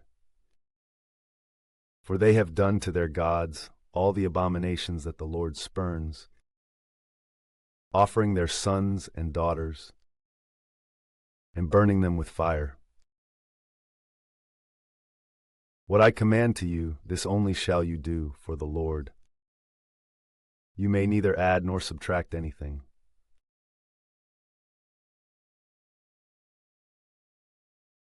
If there will have arisen in your midst a prophet, or someone who claims that he had seen a dream, and if he will have predicted sign important, and if what he has spoken happens, and he says to you, let us go and follow strange gods, which you have not known, and let us serve them. You shall not listen to the words of that prophet or dreamer. For the Lord your God is testing you, so that it may become clear whether or not you love him with all your heart and with all your soul. Follow the Lord your God and fear him, and keep his commandments and listen to his voice. Him shall you serve, and to him shall you cling. But that prophet or forger of dreams shall be put to death. For he has spoken so as to turn you away from the Lord your God, who led you away from the land of Egypt, and who redeemed you from the house of servitude, and so as to cause you to wander from the way that the Lord your God has entrusted to you. And so shall you remove the evil from your midst. If your brother, the son of your mother, or your own son or daughter, or your wife who is in your bosom, or your friend, whom you love like your own soul, were willing to persuade you secretly, saying, "Let us go and serve foreign gods, which neither you nor your fathers have known, gods from any of the surrounding nations, whether these are near or far away, from the beginning even to the end of the earth. You should neither agree with him nor listen to him, and your eye should not spare him, so that you take pity on him and conceal him. Instead, you shall put him to death promptly.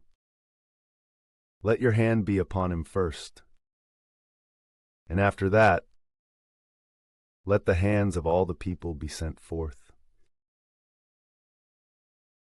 He shall be killed by being overwhelmed with stones, for he was willing to draw you away from the Lord your God, who led you away from the land of Egypt, from the house of servitude. So may all of Israel, upon hearing this, be afraid, so that nothing like this will ever be done again. If in one of your cities, which the Lord your God will give to you as a habitation, you hear someone say, "The sons of Belial have departed from your midst, and they have persuaded the inhabitants of their city, and they have said, 'Let us go and serve strange gods which you have not known.' Inquire carefully and diligently, seeking the truth of the matter. And if you find that what was said is certain, and that this abomination is a work which has been perpetrated, you shall promptly strike down the inhabitants of that city with the edge of the sword, and you shall destroy it along with all the things that are in it, even the flocks.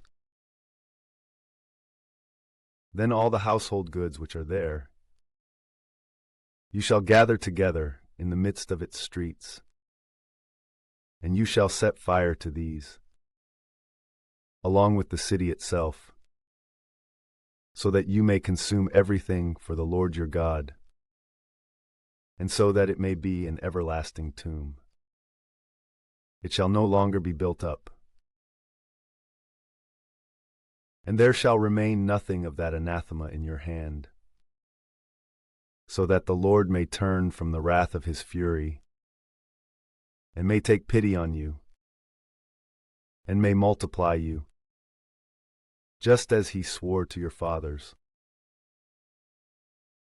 when you will heed the voice of the Lord your God, keeping all his precepts, which I am entrusting to you this day, so that you may do what is pleasing in the sight of the Lord your God.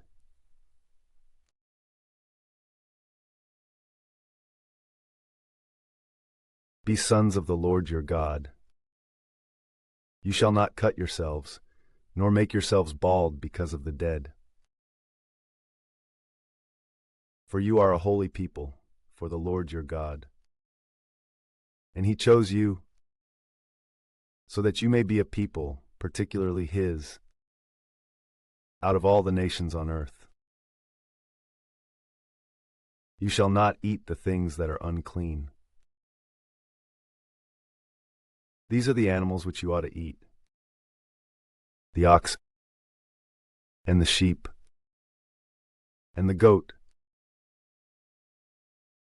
the stag and the roe deer, the gazelle, the wild goat, the addax, the antelope, the giraffe. Every beast which has a hoof divided into two parts, and which also chews the cud, you shall eat. But those which chew over again, but do not have a divided hoof, you must not eat, such as the camel, the hare, and the hyrax.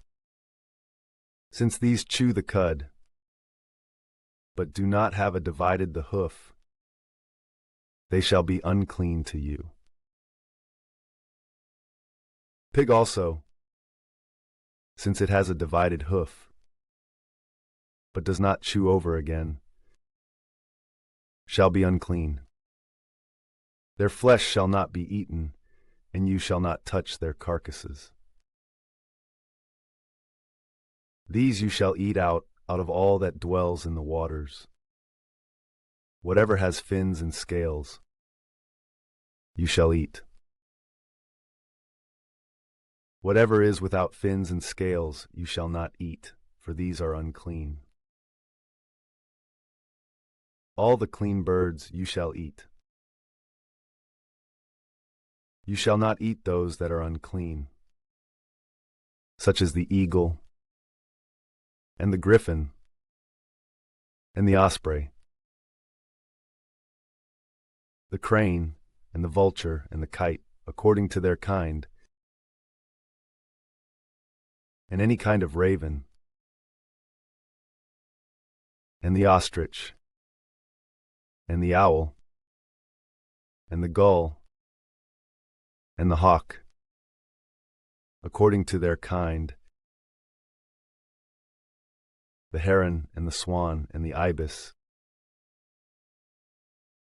and the seabird, the marsh hen, and the night raven, the pelican and the plover, each in their kind, likewise the crested hoopoe and the bat. And anything which crawls and also has little wings shall be unclean, and shall not be eaten. All that is clean you shall eat. But whatever has died of itself, you shall not eat from it. Give it to the sojourner who is within your gates, so that he may eat, or sell it to him. For you are the holy people of the Lord your God. You shall not boil a young goat in the milk of his mother. Each year you shall separate the tithes out of all your crops, which spring forth from the earth. And you shall eat these in the sight of the Lord your God, in the place which he will choose, so that his name may be invoked there. The 10th part of your grain and wine and oil, and the firstborn from the herds and your sheep. So may you learn to fear the Lord your God at all times. But when the way and the place which the Lord your God will have chosen is further away, and he will have blessed you, so that you are not able to carry all these things to it. You shall sell them all, so as to turn them into money, and you shall carry it in your hand, and you shall set out for the place which the Lord will choose. And you shall buy with the same money whatever pleases you, either from the herds or from the sheep, and also wine and liquor, and all that your soul desires. And you shall eat in the sight of the Lord your God, and you shall feast, you and your household. As for the Levite, who is within your gates, take care that you do not abandon him, for he has no other portion within your possession. In the 3rd year, you shall separate another 10th part of all the things which spring forth for you at that time, and you shall store it within your gates. And the Levite, who has no other portion or possession with you,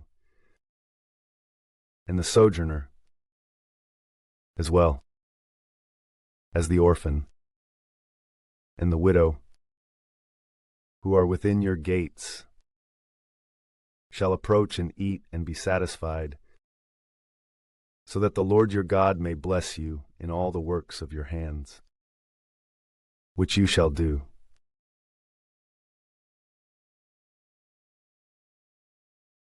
In the 7th year you shall perform a remission, which shall be celebrated according to this order. Anyone to whom anything is owed, by his friend or neighbor or brother, will not be able to request its return, because it is the year of remission of the Lord. From the sojourner and the new arrival you may require its return. From your fellow countryman and neighbor you will not have the power to request its return.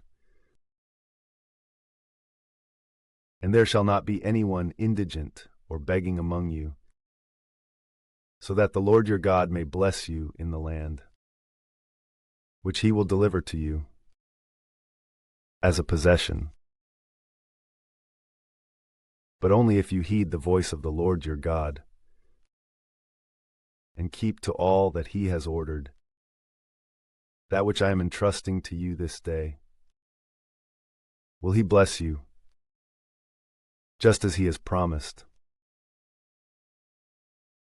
You shall lend money to many nations, and you yourselves shall borrow in return from no one. You shall rule over very many nations, and no one shall rule over you. If one of your brothers, who dwells within the gates of your city, in the land which the Lord your God will give to you, falls into poverty, you shall not harden your heart, nor tighten your hand. Instead, you shall open your hand to the poor, and you shall lend to him whatever you perceive him to need. Take care, lest perhaps an impious thought might creep within you, and you might say in your heart, the 7th year of remission approaches. And so you might turn your eyes away from your poor brother, unwilling to lend to him what he has asked. If so, then he may cry out against you to the Lord, and it will be a sin for you. Instead, you shall give to him. Neither shall you do anything craftily while assisting him in his needs, so that the Lord your God may bless you at all times and in all things to which you will put your hand. The poor will not be absent from the land of your habitation. For this reason, I instruct you to open your hand to your indigent and poor brother, who lives among you in the land. When your brother, a Hebrew man or a Hebrew woman, has been sold to you and has served you for 6 years, in the 7th year you shall set him free. And when you grant his freedom, you shall by no means permit him to go away empty. Instead, you shall give to him for his journey from your flocks and threshing floor and winepress, with which the Lord your God has blessed you. Remember that you yourself also served in the land of Egypt, and the Lord your God set you free. And therefore I now command this of you. But if he will say, I am not willing to depart, because he loves you and your household, and because he feels that it would be good for him to stay with you, then you shall take an awl and pierce his ear at the door of your house, and he shall serve you even forever. You shall also act similarly toward your woman servant. You should not avert your eyes from them when you set them free, because he has served you for 6 years, in a manner deserving of the pay of a hired hand. So may the Lord your God bless you in all the works that you do.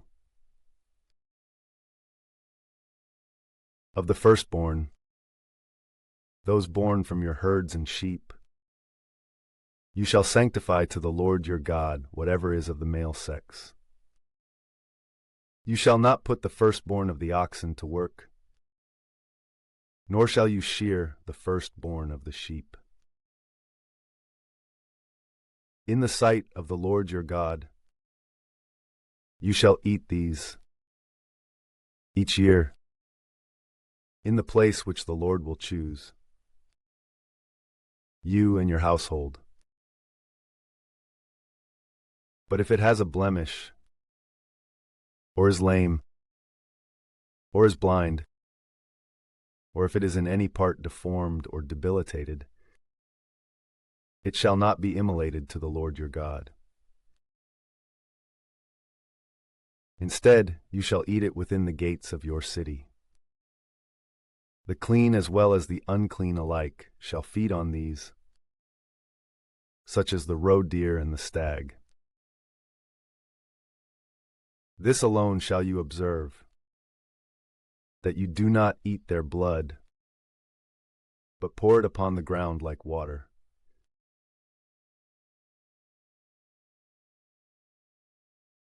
Observe the month of new grain, at the beginning of springtime, so that you may accomplish the Passover to the Lord your God.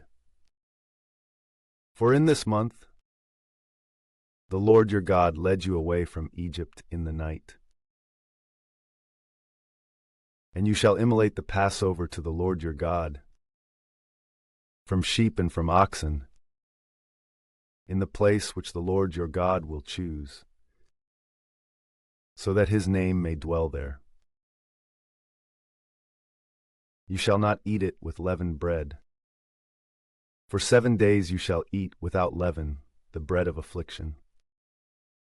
For you departed from Egypt in fear. So may you remember the day of your departure from Egypt, throughout all the days of your life. No leaven shall be present in all your confines for 7 days.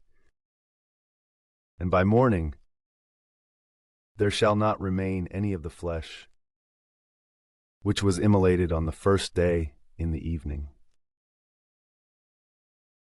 You cannot immolate the Passover in any of your cities, which the Lord your God will give to you, that you wish but only in the place which the Lord your God will choose, so that his name may dwell there. You shall immolate the Passover in the evening, upon the setting of the sun, which is the time when you departed from Egypt. And you shall cook and eat it in the place which the Lord your God will choose. And rising up in the morning, you shall go into your tent. For 6 days you shall eat unleavened bread. And on the 7th day, because it is the assembly of the Lord your God, you shall do no work. You shall number for yourself 7 weeks from that day, the day on which you put the sickle to the grain field. And you shall celebrate the Feast of Weeks to the Lord your God, with a voluntary oblation from your hand, which you shall offer according to the blessing of the Lord your God. And you shall feast in the sight of the Lord your God, you, your son and your daughter, your manservant and your womanservant, and the Levite who is within your gates, and the new arrival, as well as the orphan and the widow, who abide with you, in the place which the Lord your God will choose, so that his name may dwell there. And you shall recall that you were a servant in Egypt. And you shall preserve and carry out the things that have been instructed. Likewise, you shall celebrate the Feast of Tabernacles for 7 days, when you will have gathered your fruits from the orchard and the winepress. And you shall feast at the time of your festival, you, your son and daughter, your manservant and womanservant, likewise the Levite and the new arrival, the orphan and the widow, who are within your gates. For 7 days you shall celebrate feasts to the Lord your God in the place which the Lord will choose. And the Lord your God will bless you in all your crops and in every work of your hands, and you shall be joyful. 3 times a year all your males shall appear in the sight the Lord your God in the place which he will choose, at the Feast of Unleavened Bread, at the Feast of Weeks, and at the Feast of Tabernacles. No one shall appear before the Lord empty, but each one shall offer according to what he will have, according to the blessing of the Lord his God, which he will give to him. You shall appoint judges and magistrates at all your gates, which the Lord your God will give to you, throughout each of your tribes, so that they may judge the people with a just judgment, and not so as to show favoritism to either side. You shall not accept a person's reputation, nor gifts, for gifts blind the eyes of the wise and alter the words of the just. You shall justly pursue what is just, so that you may live and possess the land, which the Lord your God will give to you. You shall not plant a sacred grove, nor shall you plant any tree near the altar of the Lord your God. You shall neither make nor set up for yourself a statue. These things the Lord your God hates.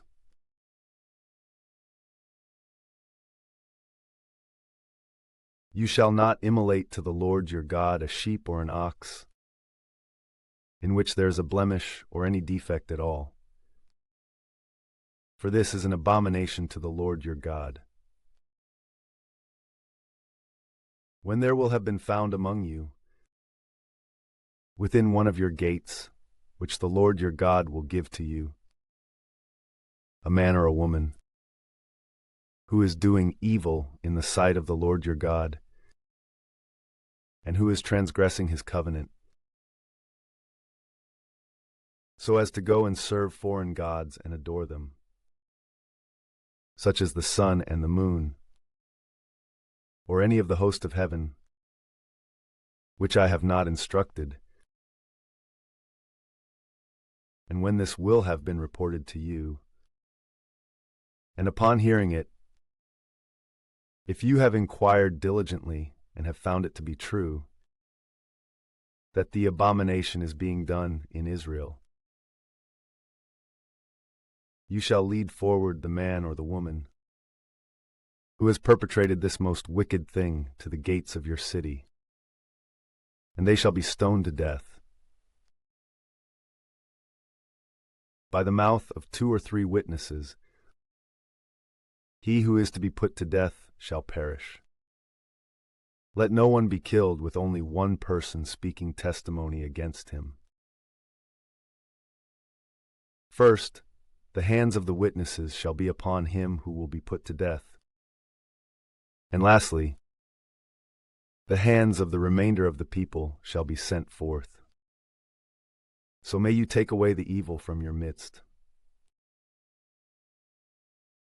If you have perceived that there is among you a difficult and doubtful matter of judgment between blood and blood, cause and cause, leprosy and leprosy, and if you will have seen that the words of the judges within your gates vary, rise up and ascend to the place which the Lord your God will choose. And you shall approach the priests of the Levitical stock, and the judge who shall be among them at that time, and you shall inquire of them, and they will reveal to you the truth of the judgment. And you shall accept whatever they will say.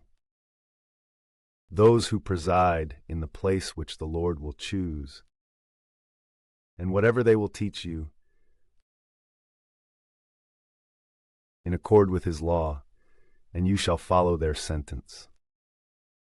Neither shall you turn aside to the right or to the left. But whoever will be arrogant, unwilling to obey the order of the priest, who ministers at that time to the Lord your God, and the decree of the judge, that man shall die, and so shall you take away the evil from Israel. And when the people hear about this, they shall be afraid, so that no one, from that time on, will swell with pride. When you will have entered into the land, which the Lord your God will give to you, and you possess it, and you live in it, and you say, I will appoint a king over me, just as all the surrounding nations have done. You shall appoint him, whom the Lord your God will choose from among the number of your brothers. You cannot make a man of another people king, one who is not your brother. And when he will have been appointed king, he shall not multiply horses for himself, nor lead the people back into Egypt, having been exalted by the number of his horsemen, especially since the Lord has instructed you never to return along the same way. He shall not have many wives, who might allure his mind, and he shall not have immense weights of silver and gold. Then, after he has been seated upon the throne of his kingdom, he shall write for himself the Deuteronomy of this law in a volume, using a copy from the priests of the Levitical tribe. And he shall have it with him, and he shall read it all the days of his life, so that he may learn to fear the Lord his God, and to keep his words and ceremonies, which are instructed in the law. And so may his heart not become exalted with arrogance over his brothers, nor turn aside to the right or to the left, so that he and his sons may reign for a long time over Israel.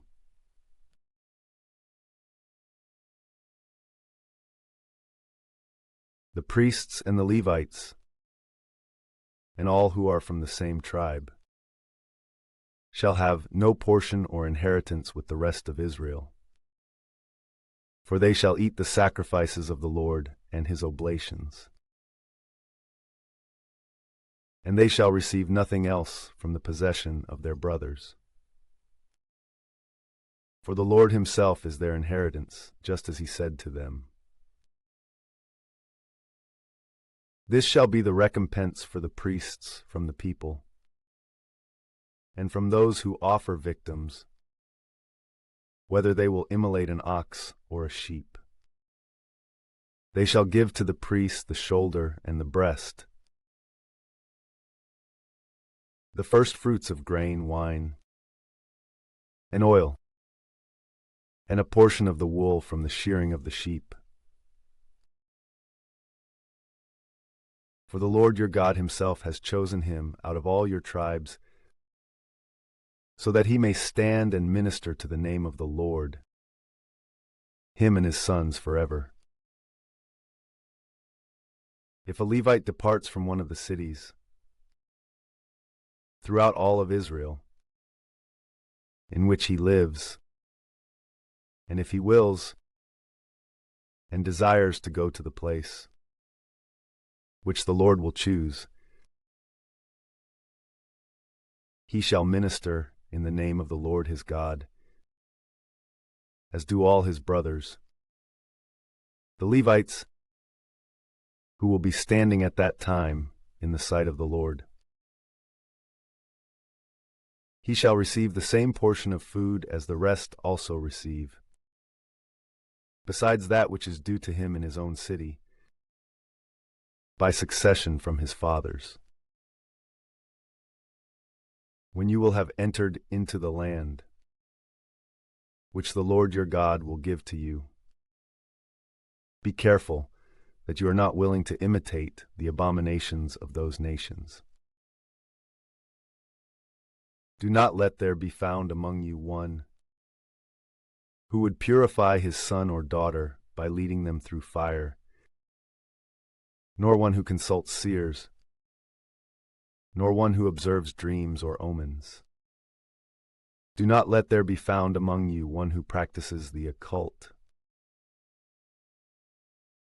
nor one who uses spells, nor one who consults demonic spirits, nor a diviner, nor one who seeks the truth from the dead.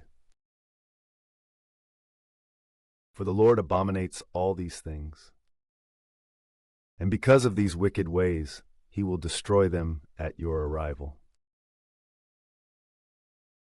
You shall be perfect and without blemish with the Lord your God. These nations, whose land you shall possess, they listen to soothsayers and diviners. But you have been otherwise instructed by the Lord your God. The Lord your God will raise up for you a prophet from your nation, and from your brothers, similar to me. You shall listen to him, just as you petitioned of the Lord your God at Horeb, when the assembly was gathered together, and you said, "Let me no longer hear the voice of the Lord my God, and let me no longer see this very great fire, lest I die. And the Lord said to me, They have spoken all these things well. I will raise up a prophet for them from the midst of their brothers, similar to you, and I will place my words in his mouth, and he will speak to them all the things that I will instruct him. But against anyone who is not willing to listen to his words, which he will speak in my name, I will stand forth as the avenger. But if a prophet, having been corrupted by arrogance, chooses to speak in my name things which I did not instruct him to say, or to speak in the name of foreign gods, he shall be put to death. But if, in silent thought, you respond, How will I be able to recognize a word which the Lord has not spoken? You shall have this sign. If whatever that prophet predicts in the name of the Lord does not happen, then the Lord has not spoken it. Instead, the prophet has formed it through the swelling of his own mind. And for this reason, you shall not fear him.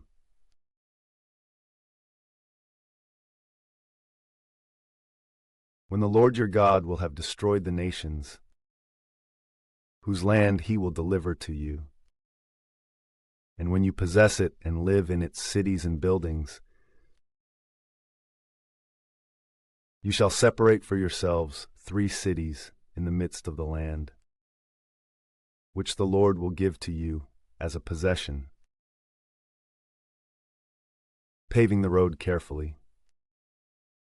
And you shall divide the entire province of your land equally into 3 parts, so that he who is forced to flee because of manslaughter may have a place nearby to which he may be able to escape. This shall be the law of the killer who flees, whose life is to be saved. Whoever strikes down his neighbor unwillingly, and who has been proven to have had no hatred against him yesterday and the day before, such that he had gone with him into the forest simply to cut wood, and in cutting down the tree, the axe slipped from his hand, or the iron slipped from the handle, and it struck his friend and killed him. He shall flee to one of the cities stated above, and he shall live. Otherwise, perhaps the near relative of him whose blood was shed, impelled by his grief, might pursue and apprehend him, unless the way is too long, and he might strike down the life of him who is not guilty unto death, since he had demonstrated that he had no prior hatred against him who was slain. For this reason, I instruct you to separate 3 cities at equal distance from one another. And when the Lord your God will have enlarged your borders, just as he swore to your fathers, and when he will have given to you all the land that he has promised to them, but this is only so if you will keep his commandments and do the things which I instruct to you this day, so that you love the Lord your God and walk in his ways at all times, you shall add for yourselves 3 other cities, and so you shall double the number of the 3 cities stated above. So may innocent blood not be shed in the midst of the land, which the Lord your God will give you to possess, lest you be guilty of blood. But if anyone, having hatred for his neighbor, will have lain in ambush for his life, and rising up, will have struck him, and he will have died, and if he will have fled to one of the cities stated above, the elders of his city shall send, and they shall take him from the place of refuge, and they shall deliver him into the hand of the relative of him, whose blood was shed, and he shall die. You shall not take pity on him, and so shall you take away the blood of the innocent from Israel, so that it may be well with you. You shall not take up or move the landmark of your neighbor, which those before you have placed, in your possession that the Lord your God will give to you, in the land you will receive to possess. One witness shall not stand against another, no matter what the sin or outrage may be. For every word shall stand by the mouth of 2 or 3 witnesses. If a lying witness will have stood against a man, accusing him of a transgression, both of those whose case it is shall stand before the Lord in the sight of the priests and the judges who shall be in those days. And when, after a very diligent examination, they will have found that the false witness had told a lie against his brother, they shall render to him just as he intended to do to his brother. And so shall you take away the evil from your midst. Then the others, upon hearing this, will be afraid, and they will by no means dare to do such things. You shall not take pity on him. Instead, you shall require a life for a life, an eye for an eye, a tooth for a tooth, a hand for a hand, a foot for a foot.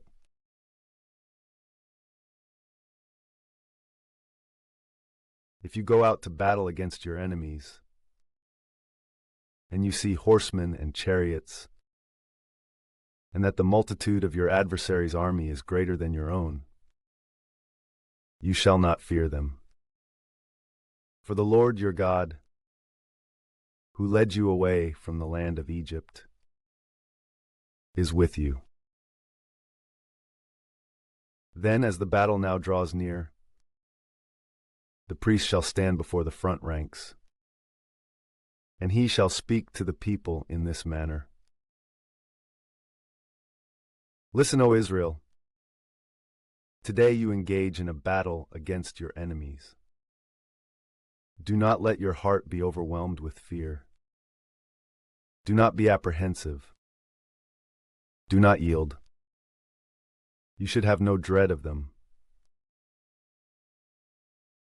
For the Lord your God is in your midst, and he will contend against your enemies on your behalf, so that he may rescue you from peril. Likewise, the officers shall proclaim throughout every company, in the hearing of the soldiers, what man is there who has built a new house and has not dedicated it? Let him go and return to his house, lest perhaps he may die in the battle, and another man may dedicate it. What man is there who has planted a vineyard and has not yet caused it to be common, so that all may eat from it? Let him go and return to his house, lest perhaps he may die in the battle, and another man may carry out his office. What man is there who has betrothed a wife and has not taken her? Let him go and return to his house, lest perhaps he may die in battle, and another man may take her. After these things have been declared, they shall add the remainder, and shall say to the people, what man is there who is overwhelmed by fear and is faint-hearted?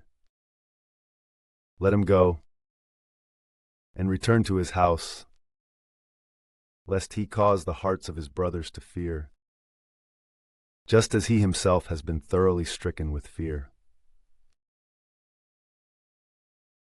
And when the officers of the army have become silent and have completed their speech, each one shall prepare his unit to wage war. When at any time you approach a city to fight against it, you shall first offer peace to it. If they receive it and open the gates to you, then all the people who are in it shall be saved, and they shall serve you by paying tribute. But if they are not willing to enter into an agreement, and they begin to act against you in warfare, then you shall besiege it. And when the Lord your God will have delivered it into your hands, you shall strike down anyone who is in it, of the male gender, with the edge of the sword, but not the women and young children, nor the cattle and the other things that are within the city. And you shall divide all the plunder to the soldiers, and you shall eat the spoils from your enemies, which the Lord your God will give to you. So shall you do to all the cities, which are at a great distance from you, those which are not among the cities that you shall receive as a possession. But among those cities which shall be given to you, you shall not permit anyone at all to live. Instead, you shall put them to death with the edge of the sword, specifically the Hittite and the Amorite and the Canaanite, the Perizzite and the Hivite and the Jebusite, just as the Lord your God has commanded you. Otherwise, they may teach you to do all the abominations which they have committed for their own gods, and then you would sin against the Lord your God. When you will have besieged a city for a long time, and you will have encircled it with fortifications, so that you may fight against it, you shall not cut down trees from which one is able to eat. Neither shall you cause devastation with axes to the surrounding region. For it is a tree and not a man. It is not able to increase the number of those who are fighting against you. But if there are any trees which are not fruitful, but are wild, and if these are fit for other uses, then cut them down and make machines until you have captured the city that is contending against you.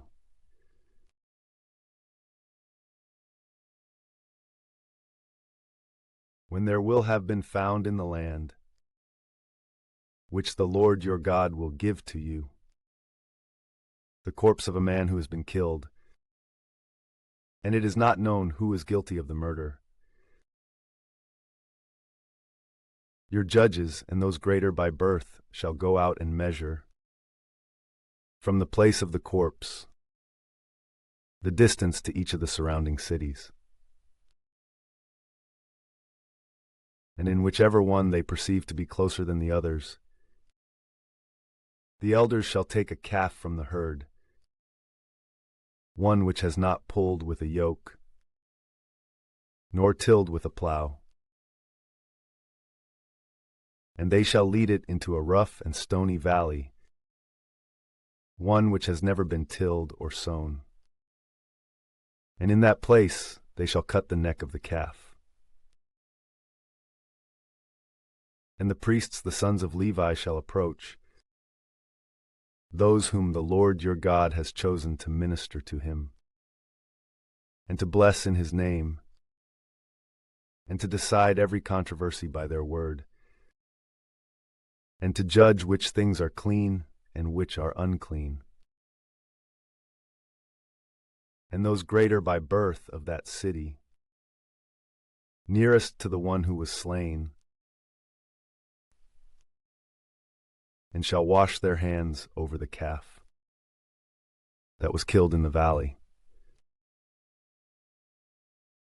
And they shall say, our hands did not shed this blood, nor did our eyes see it. Be merciful to your people Israel, whom you have redeemed, O Lord, and do not charge them with innocent blood in the midst of your people Israel. And so the guilt of the blood will be taken away from them. Then you will be free from the blood that was shed against the innocent, when you will have done as the Lord has instructed you. If you have gone out to fight against your enemies, and the Lord your God has delivered them into your hand, and if, as you are leading away the captives, you see among the number of the captives a beautiful woman, and you love her, and you are willing to have her as a wife, then you shall lead her into your house. And she shall shave off her hair and cut her nails short, and remove the garment in which she was captured. And she shall sit in your house and weep for her father and mother for 1 month. And after that, you shall enter to her and sleep with her, and she shall be your wife. But if afterwards she does not sit well in your mind, you shall set her free. You cannot sell her for money, nor can you oppress her by force, for you have humiliated her. If a man has 2 wives, one beloved and the other hated, and they have produced children by him, and if the son of the hated wife is the firstborn, and if he wishes to divide his substance among his sons, he cannot make the son of the beloved wife the firstborn, and so prefer him before the son of the hated wife. Instead, he shall acknowledge the son of the hated wife as the firstborn, and he shall give to him a double portion of all that he has. For he is the first among his children, and the rights of the firstborn are owed to him. If a man produces a disobedient and reckless son, who will not listen to the orders of his father or mother, and having been corrected, shows contempt for obedience, they shall take him and lead him to the elders of the city, and to the gate of judgment. And they shall say to them, this our son is reckless and disobedient. He shows contempt when listening to our admonitions. He occupies himself with carousing and self-indulgence and feasting. Then the people of the city shall stone him to death. And he shall die, so that you may take away the evil from your midst. And so may all of Israel, upon hearing it, be very afraid. When a man will have sinned in a matter which is punished by death, And having been judged unto death, he has been hanged on a gallows. His corpse shall not remain on the tree. Instead, he shall be buried on the same day. For he who hangs from a tree has been cursed by God. And you shall not defile your land, which the Lord your God will give to you as a possession.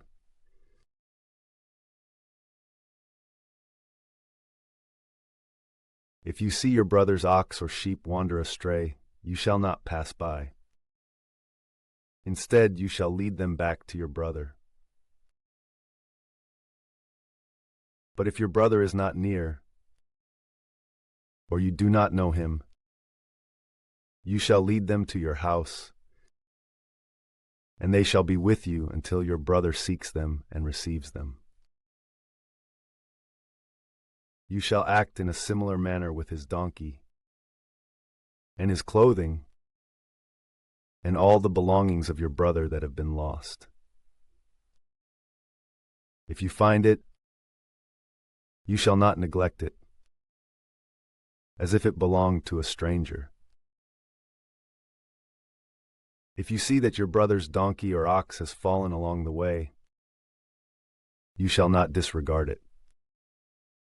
Instead, you shall lift it up with him. A woman shall not be clothed with manly apparel, nor shall a man make use of feminine apparel. For whoever does these things is abominable with God. If, as you are walking along the way, you find a bird's nest in a tree or on the ground, and the mother is nurturing the young or the eggs, you shall not take her with her young. Instead, you shall permit her to go, retaining the young that you have caught, so that it may be well with you, and you may live for a long time. When you build a new house, you shall make a wall around the roof. Otherwise, someone may slip and fall down violently, and so blood would be shed at your house, and you would be guilty. You shall not sow your vineyard with another seed, lest both the seed that you have sown and what springs forth from the vineyard be sanctified together. You shall not till with an ox and a donkey at the same time. You shall not wear a vestment which has been woven from both wool and linen. You shall make strings along the hem, at the four corners of your cloak, which covers you. If a man takes a wife, and afterwards he has hatred for her, and so he seeks opportunities to dismiss her, imputing a very wicked name to her by saying, I received this woman as a wife, and upon entering to her, I found her not to be a virgin. Then her father and mother shall take her, and they shall bring with them the signs of her virginity to the elders of the city who are at the gate. And the father shall say, I gave my daughter to this man as a wife. And because he hates her, he accuses her with a very wicked name by saying, I did not find your daughter to be a virgin. But behold, these are the signs of my daughter's virginity. And they shall spread the clothing before the elders of the city. And the elders of that city shall apprehend that man and beat him. Moreover, they shall fine him 100 shekels of silver, which he will give to the father of the girl, because he has committed slander with a very wicked name against a virgin of Israel. and he shall have her as a wife, and he cannot dismiss her throughout all the days of his life. But if what he has claimed is true, and virginity is not found in the girl, then they shall throw her down outside the doors of her father's house, and the men of that city shall stone her to death, and she shall die.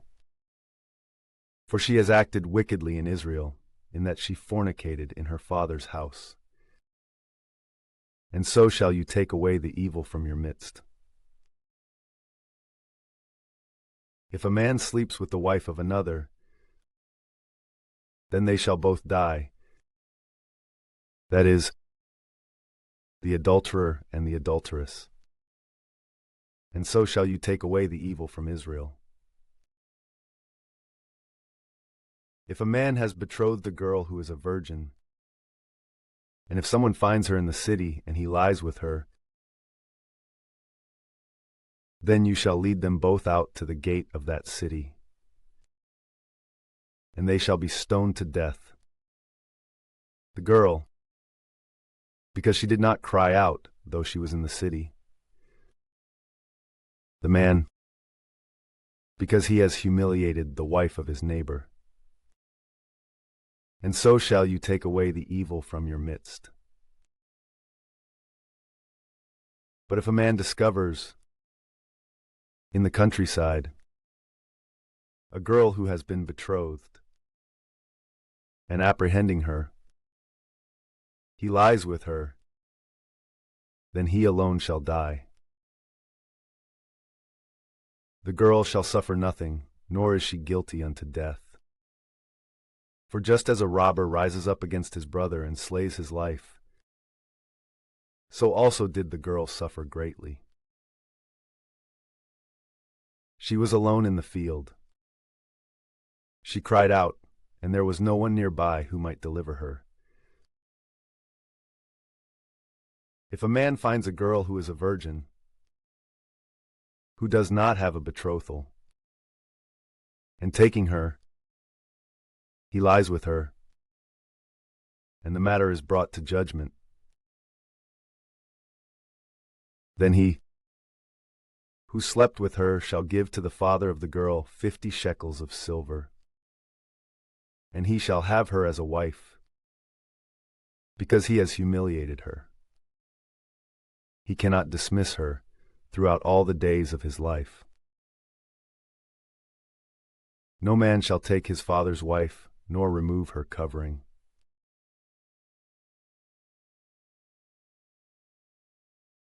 A eunuch, one whose testicles have been debilitated or cut off, or whose penis has been cut off, shall not enter into the church of the Lord.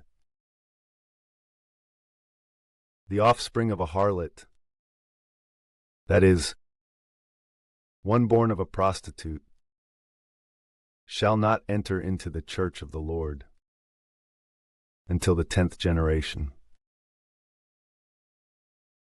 The Ammonite and the Moabite, even after the 10th generation, shall not enter into the church of the Lord forever,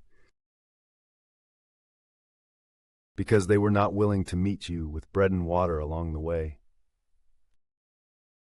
when you had departed from Egypt, and because they hired against you Balaam, the son of Beor, from Mesopotamia and Syria, in order to curse you.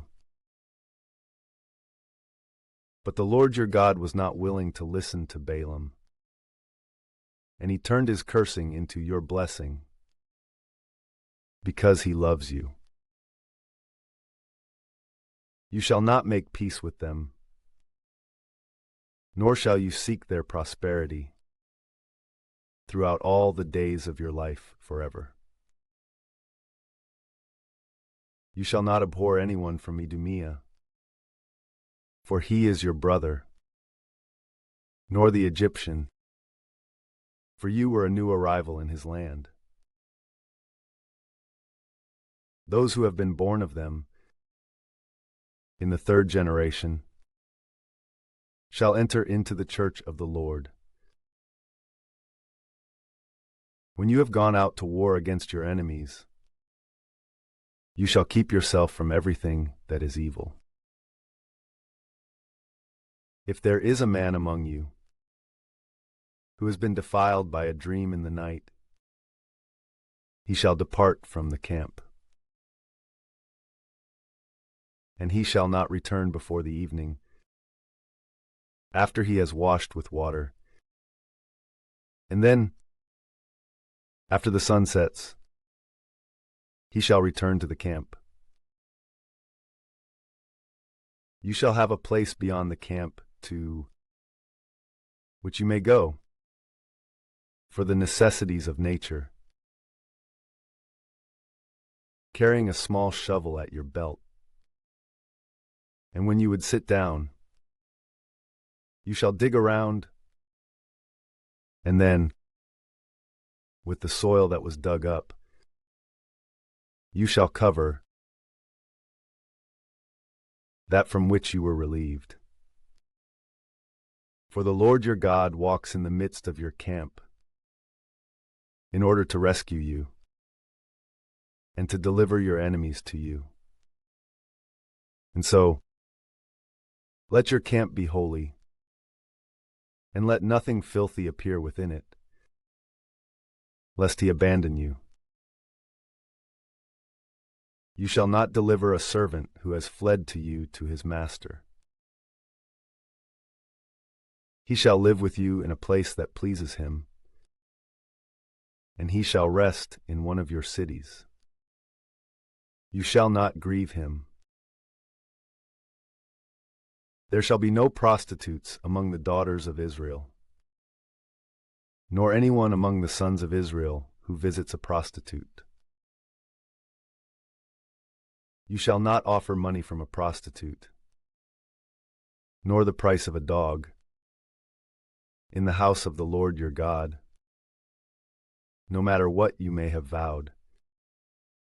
For both of these are an abomination with the Lord your God. You shall not lend money, or grain, or anything else at all, to your brother at interest, but only to a foreigner. For you shall lend to your brother whatever he needs without interest, so that the Lord your God may bless you in all your works in the land, which you shall enter so as to possess it. When you have made a vow to the Lord your God, you shall not be late in paying it, for the Lord your God demands it. And if you delay, it shall be imputed to you as a sin. If you are not willing to make a promise, then it shall be without sin. But as soon as it has departed from your lips, you shall observe and do just as you have promised to the Lord your God, and just as you have spoken by your own free will, and with your own mouth. Upon entering your neighbor's vineyard, you may eat as many grapes as you please, but you may not carry any out with you. If you enter into your friend's grain field, you may break off the ears and rub them in your hand, but you may not reap them with a sickle.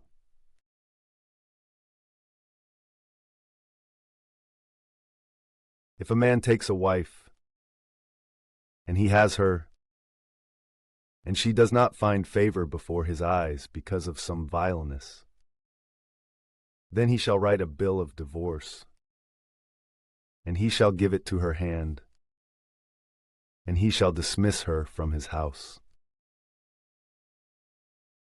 And when, having departed, she has married another, and if he likewise hates her, and has given her a bill of divorce, and has dismissed her from his house, or if indeed he has died, then the former husband cannot take her back as a wife. For she has been polluted and has become abominable in the sight of the Lord. Otherwise, you may cause your land, which the Lord your God will deliver to you as a possession, to sin. When a man has recently taken a wife, he shall not go out to war, nor shall any public office be enjoined upon him. Instead, he shall be free at home without guilt, so that for 1 year he may rejoice with his wife. You shall not accept an upper or lower millstone as collateral, for then he will have placed his life with you. If a man has been caught soliciting his brother among the sons of Israel, and selling him in order to receive a price, then he shall be put to death. And so shall you take away the evil from your midst. Observe diligently, lest you incur the wound of leprosy. But you shall do whatever the priests of the Levitical stock shall teach you to do, according to what I have instructed them. And you shall fulfill it carefully. Remember what the Lord your God did to Miriam along the way as you were departing from Egypt. When you require from your neighbor anything that he owes to you, you shall not enter into his house in order to take away the collateral. Instead, you shall stand outside, and he will carry out to you what he has. But if he is poor, then the collateral shall not remain with you through the night. Instead, you shall return it to him promptly, before the setting of the sun, so that, sleeping in his own garment, he may bless you, and you may have justice in the presence of the Lord your God. You shall not refuse the pay of the indigent and the poor, whether he is your brother or he is a new arrival, who dwells with you in the land and is within your gates. Instead, you shall pay him the price of his labor on the same day, before the setting of the sun. For he is poor, and with it he sustains his life. Otherwise, he may cry out against you to the Lord, and it would be charged to you as a sin. The fathers shall not be put to death on behalf of the sons, nor the sons on behalf of the fathers, but each one shall die for his own sin. You shall not pervert the judgment of the new arrival or the orphan, nor shall you take away the widow's garment as collateral. Remember that you served in Egypt, and that the Lord your God rescued you from there. Therefore, I am instructing you to act in this way. When you have reaped the grain in your field, and having forgotten, you leave behind a sheaf, you shall not return to take it away. Instead, you shall permit the new arrival and the orphan and the widow to take it away, so that the Lord your God may bless you in all the works of your hands. If you have gathered the fruit of your olive trees, you shall not return in order to gather whatever may remain on the trees. Instead, you shall leave it behind for the new arrival, the orphan, and the widow.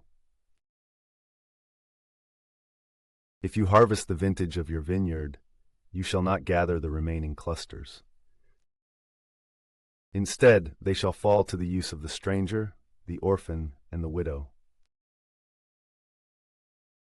Remember that you also served in Egypt, And so, for this reason, I am instructing you to act in this way.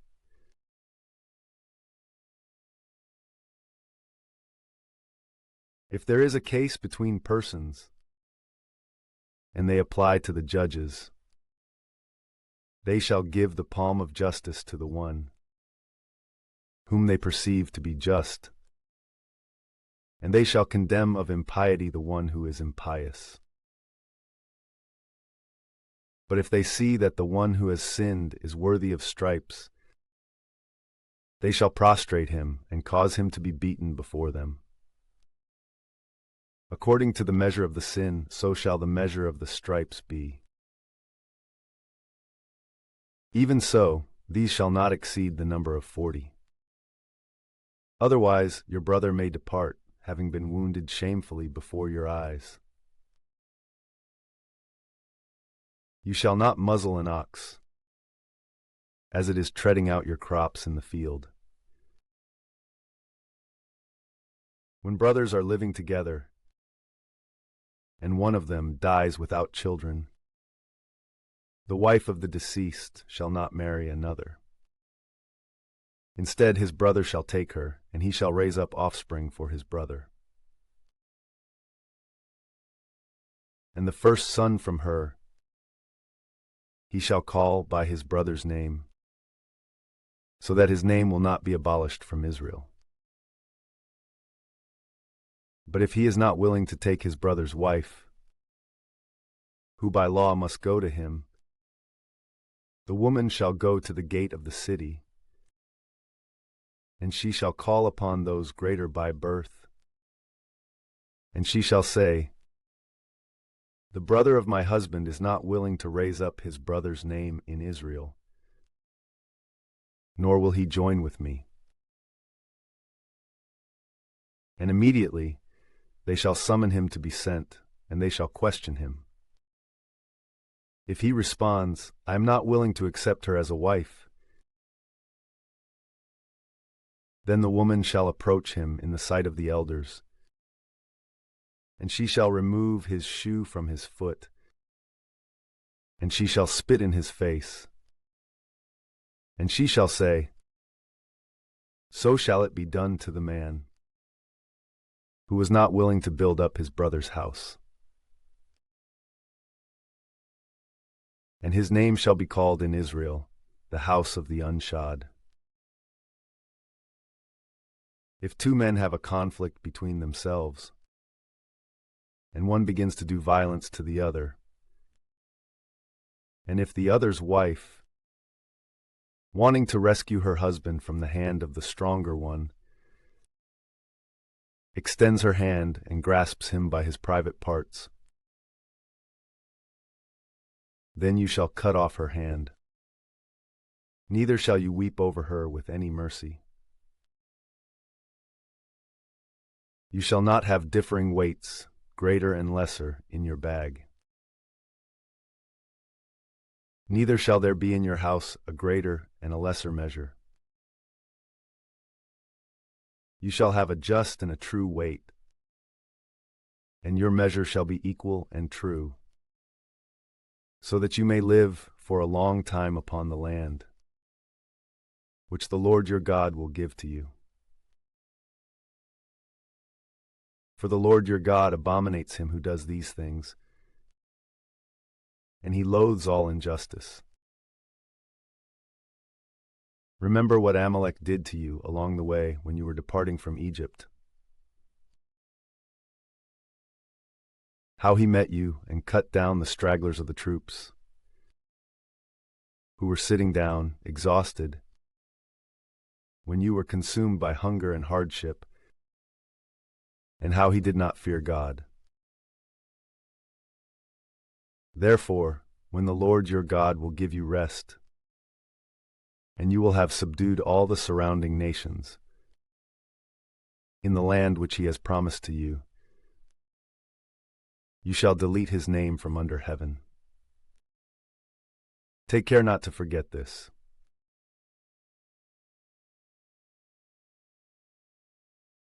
And when you will have entered into the land, which the Lord your God will give to you to possess. And when you will have obtained it and are living within it, you shall take the first of all your crops and place them in a basket, and you shall travel to the place which the Lord your God will choose, so that his name may be invoked there. And you shall approach the priest who will be in those days, and you shall say to him, I profess this day, before the Lord your God, that I have entered into the land about which he swore to our fathers, that he would give it to us. And the priest, taking up the basket from your hand, shall place it before the altar of the Lord your God. And you shall say, in the sight of the Lord your God, the Syrian pursued my father, who descended into Egypt, and he sojourned there in a very small number, and he increased into a great and strong nation, and into an innumerable multitude. And the Egyptians afflicted us, and they persecuted us, imposing upon us the most grievous burdens. And we cried out to the Lord, the God of our fathers. He heard us, and he looked with favor upon our humiliation and hardship and distress. And he led us away from Egypt, with a strong hand and an outstretched arm, with a mighty terror, with signs and wonders. And he led us into this place, and he delivered to us the land flowing with milk and honey. And because of this, I now offer the first fruits of the land, which the Lord has given to me.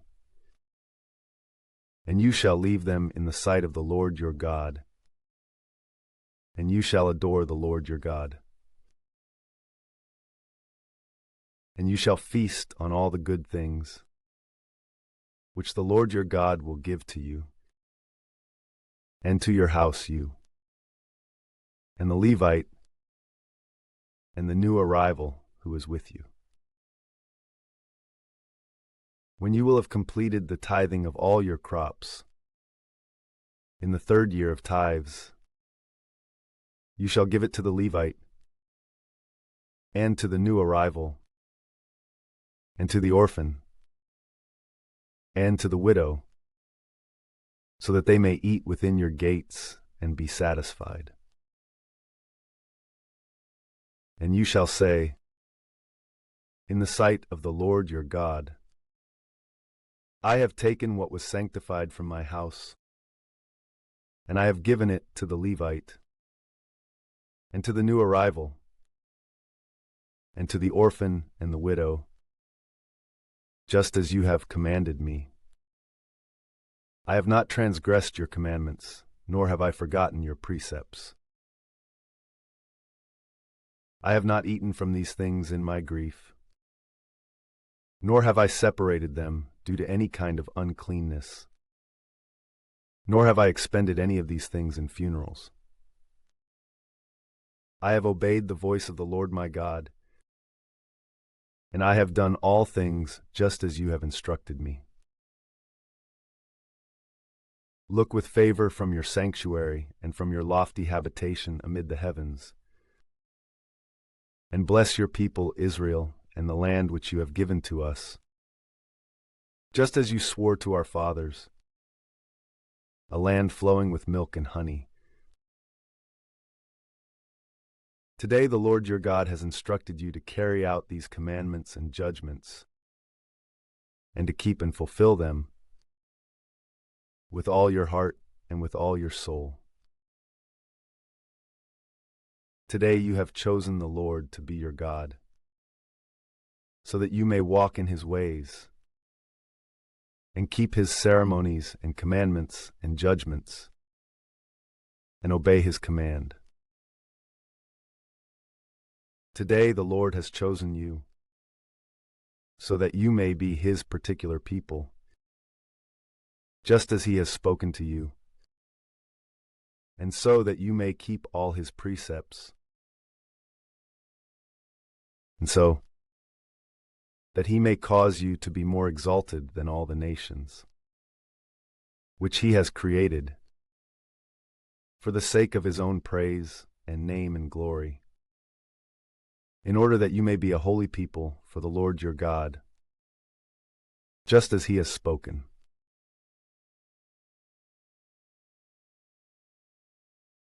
Then Moses and the elders of Israel instructed the people, saying, "Keep each commandment that I instruct to you this day.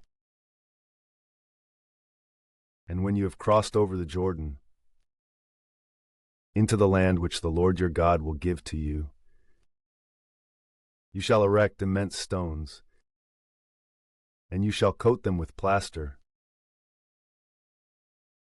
so that you may be able to write upon them all the words of this law, when you have crossed the Jordan, so as to enter into the land which the Lord your God will give to you, a land flowing with milk and honey, just as he swore to your fathers. Therefore, when you have crossed over the Jordan, erect the stones, just as I instruct you to do this day, on Mount Ebal, and you shall coat them with plaster, and you shall build, in that place, an altar to the Lord your God out of stones, which have not been touched by iron, out of stones which have not been hewn or polished. And you shall offer holocausts on it to the Lord your God. And you shall immolate peace victims. And you shall eat and feast in that place, in the sight of the Lord your God. And you shall write upon the stones all the words of this law, plainly and clearly. And Moses and the priests of Levitical stock said to all of Israel, "Attend and listen. Today you have become the people of the Lord your God.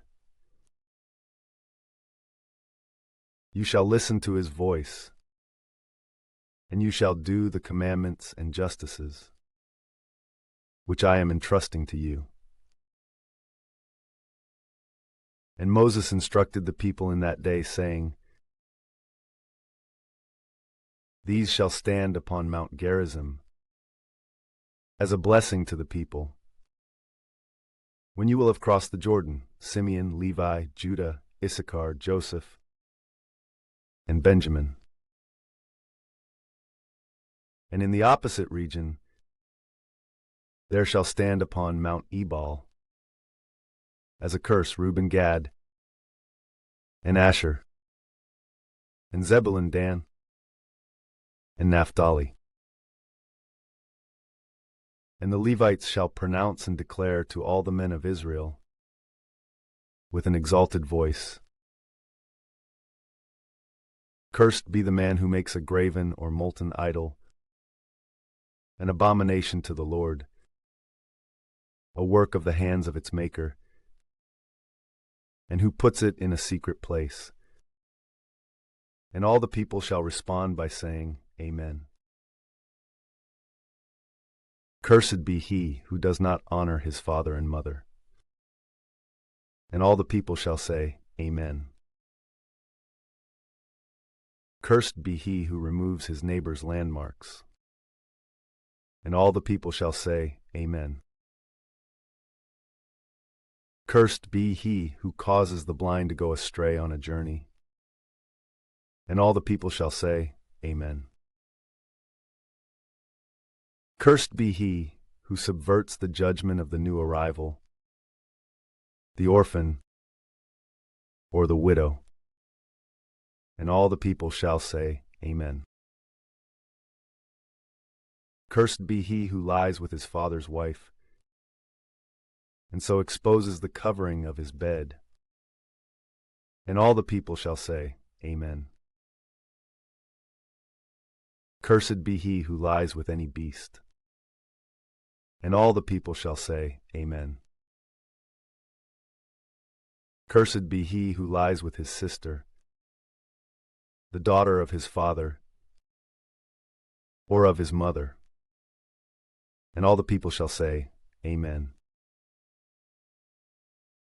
Cursed be he who lies with his mother-in-law. And all the people shall say, Amen. Cursed be he who secretly strikes down his neighbor. And all the people shall say, Amen. Cursed be he who accepts gifts in order to strike down the life of innocent blood. And all the people shall say, Amen. Cursed be he who does not remain in the words of this law, and does not carry them out in deed. And all the people shall say, Amen.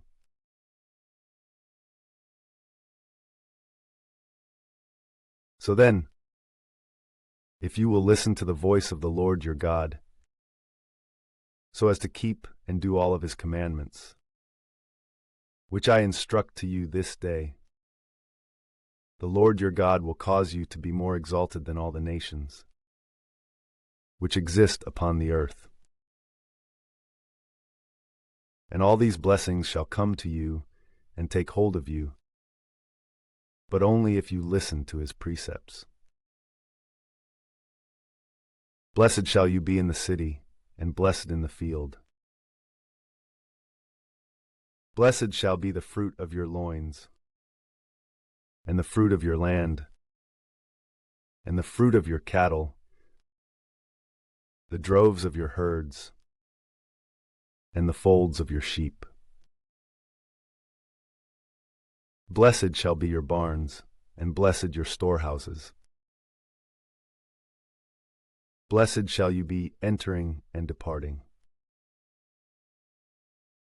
The Lord will grant that your enemies who rise up against you will fall down in your sight. They will come against you by one way, and they will flee from your face by 7 ways. The Lord will send forth a blessing upon your cellars, and upon all the works of your hands. And he will bless you in the land that you shall receive. The Lord will raise you up as a holy people for himself, just as he swore to you, if you will keep the commandments of the Lord your God and walk in his ways. And all the peoples of the earth shall see that the name of the Lord has been invoked over you, and they shall fear you. The Lord will cause you to be abundant in every good thing, in the fruit of your womb, and in the fruit of your cattle, and in the fruit of your land, which the Lord swore to your fathers that he would give to you. The Lord will open his excellent treasury, the heavens, so that it may distribute rain in due time. And he will bless all the works of your hands. And you shall lend to many nations, but you yourself will borrow nothing from anyone. And the Lord will appoint you as the head, and not as the tail. And you shall be always above and not beneath, but only if you will listen to the commandments of the Lord your God, which I entrust to you this day, and will keep and do them, and will not turn aside from them, neither to the right, nor to the left, nor follow strange gods, nor worship them. But if you are not willing to listen to the voice of the Lord your God, so as to keep and do all his commandments and ceremonies, which I instruct to you this day. All these curses shall come to you and take hold of you. Cursed shall you be in the city, cursed in the field. Cursed shall be your barn, and cursed your storehouses. Cursed shall be the fruit of your loins, and the fruit of your land, the herds of your oxen, and the flocks of your sheep. Cursed shall you be entering, and cursed departing. The Lord will send famine and hunger upon you, and a rebuke upon all the works that you do, until he quickly crushes and perishes you, because of your very wicked innovations, by which you have forsaken me. May the Lord join a pestilence to you, until he consumes you from the land, which you shall enter so as to possess. May the Lord strike you with destitution, with fever and cold, with burning and heat, and with polluted air and rot, and may he pursue you until you perish. May the heavens which are above you be of brass, and may the ground upon which you tread be of iron. May the Lord give you dust instead of rain upon your land, and may ashes descend from heaven over you until you have been wiped away. May the Lord hand you over to fall before your enemies. May you go forth against them by one way, and flee by 7 ways, and may you be scattered across all the kingdoms of the earth. And may your carcass be food for all the flying things of the air, and the wild beasts of the land, and may there be no one to drive them away. May the Lord strike you with the ulcer of Egypt, and may he strike the part of your body through which the dung goes out, with disease as well as itch, so much so that you are unable to be cured. May the Lord strike you with frenzy and blindness and a madness of the mind. And may you grope at midday, just as a blind man is accustomed to grope in darkness, and may your paths not be straight. And at all times may you suffer slander and be oppressed with violence, and may you have no one who may free you. May you take a wife, though another sleeps with her. May you build a house, but not live within it. May you plant a vineyard, and not gather its vintage. May your ox be immolated before you, though you do not eat from it. May your donkey be seized in your sight, and not restored to you. May your sheep be given to your enemies, and may there be no one who may help you. May your sons and your daughters be handed over to another people, as your eyes watch and languish at the sight of them throughout the day, and may there be no strength in your hand. May a people you do not know eat the fruits of your land and of all your labors, and may you continually suffer from slander and oppression every day. And may you be stupefied at the terror of the things your eyes will see. May the Lord strike you with a very grievous ulcer in the knees and in the legs, and may you be unable to attain health, from the sole of the foot to the top of the head. May the Lord lead you and your king whom you will have appointed over yourself, into a nation which you and your fathers have not known.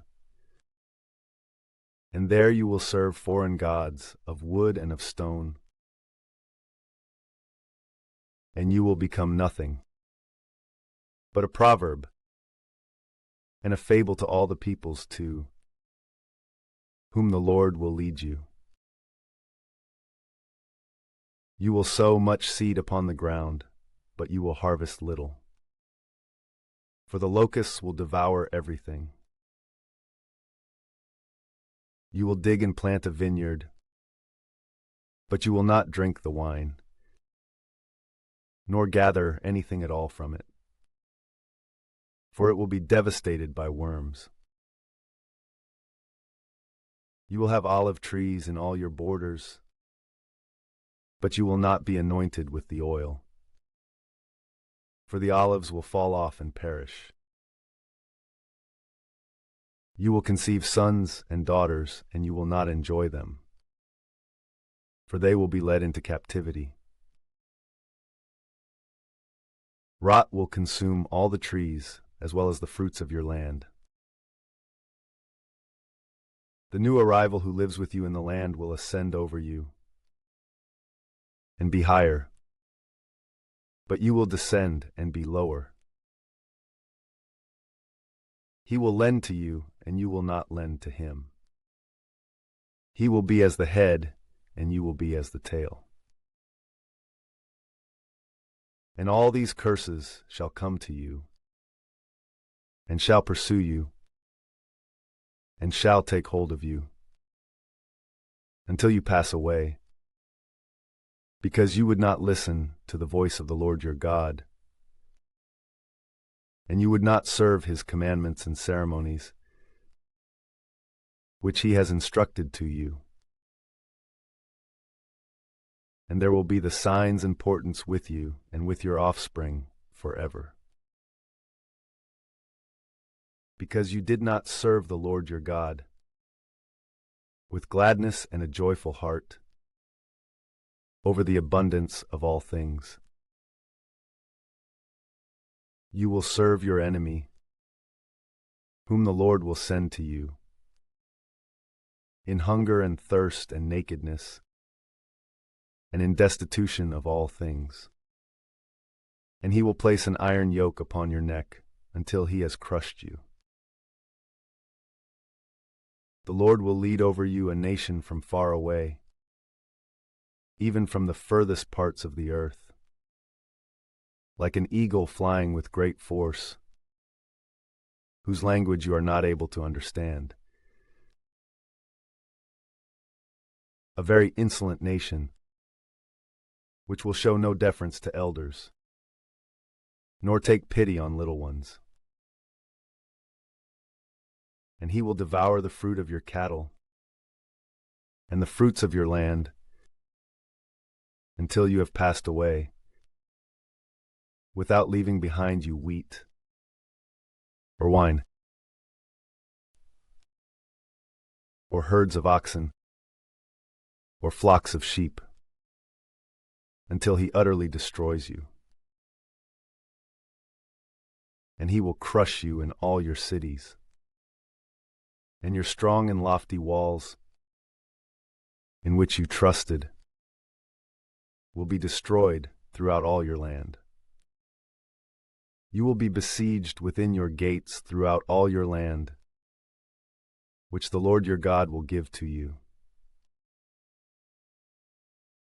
And you will eat the fruit of your womb, and the flesh of your sons and of your daughters, which the Lord your God will give to you, due to the anguish and devastation with which your enemy will oppress you. The man who is pampered and very self-indulgent among you will vie with his own brother, and with the wife who lies at his bosom,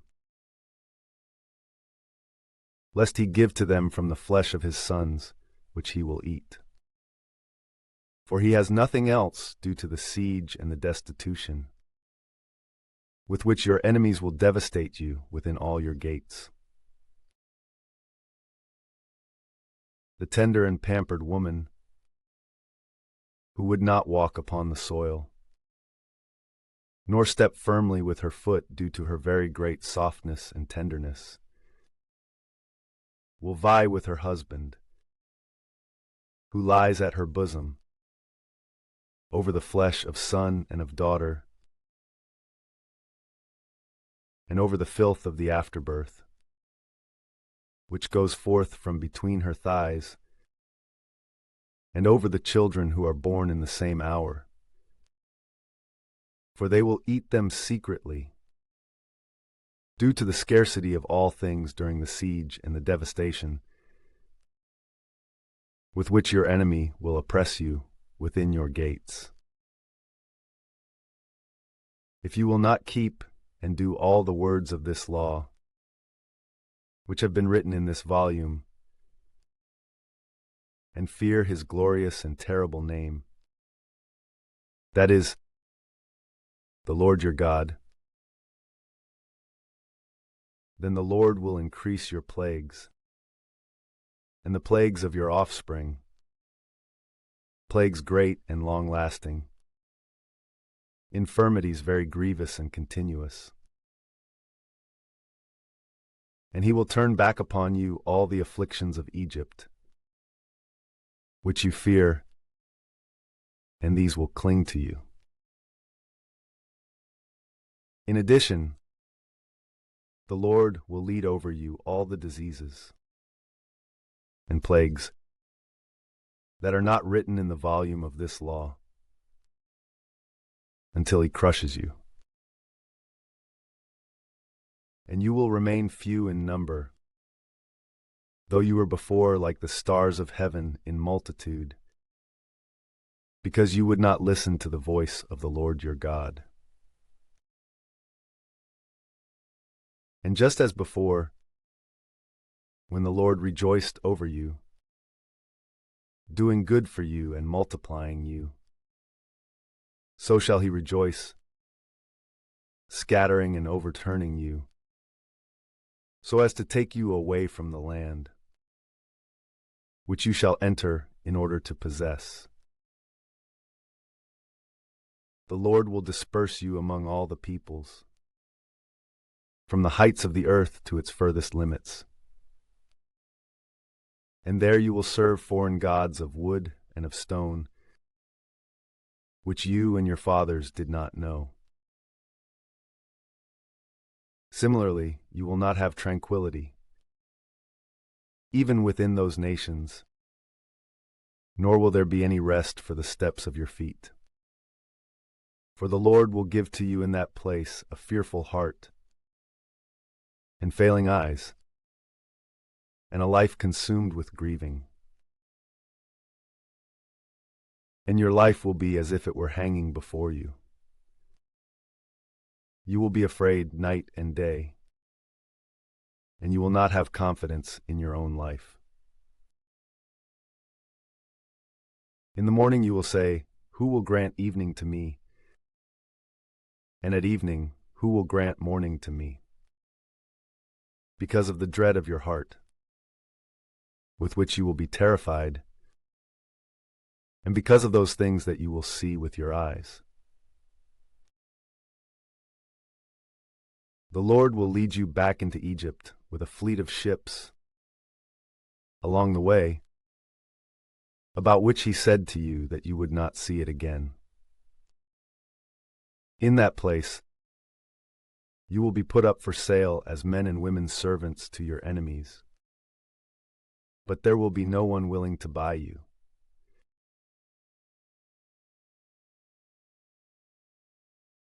These are the words of the covenant, which the Lord instructed Moses to form with the sons of Israel in the land,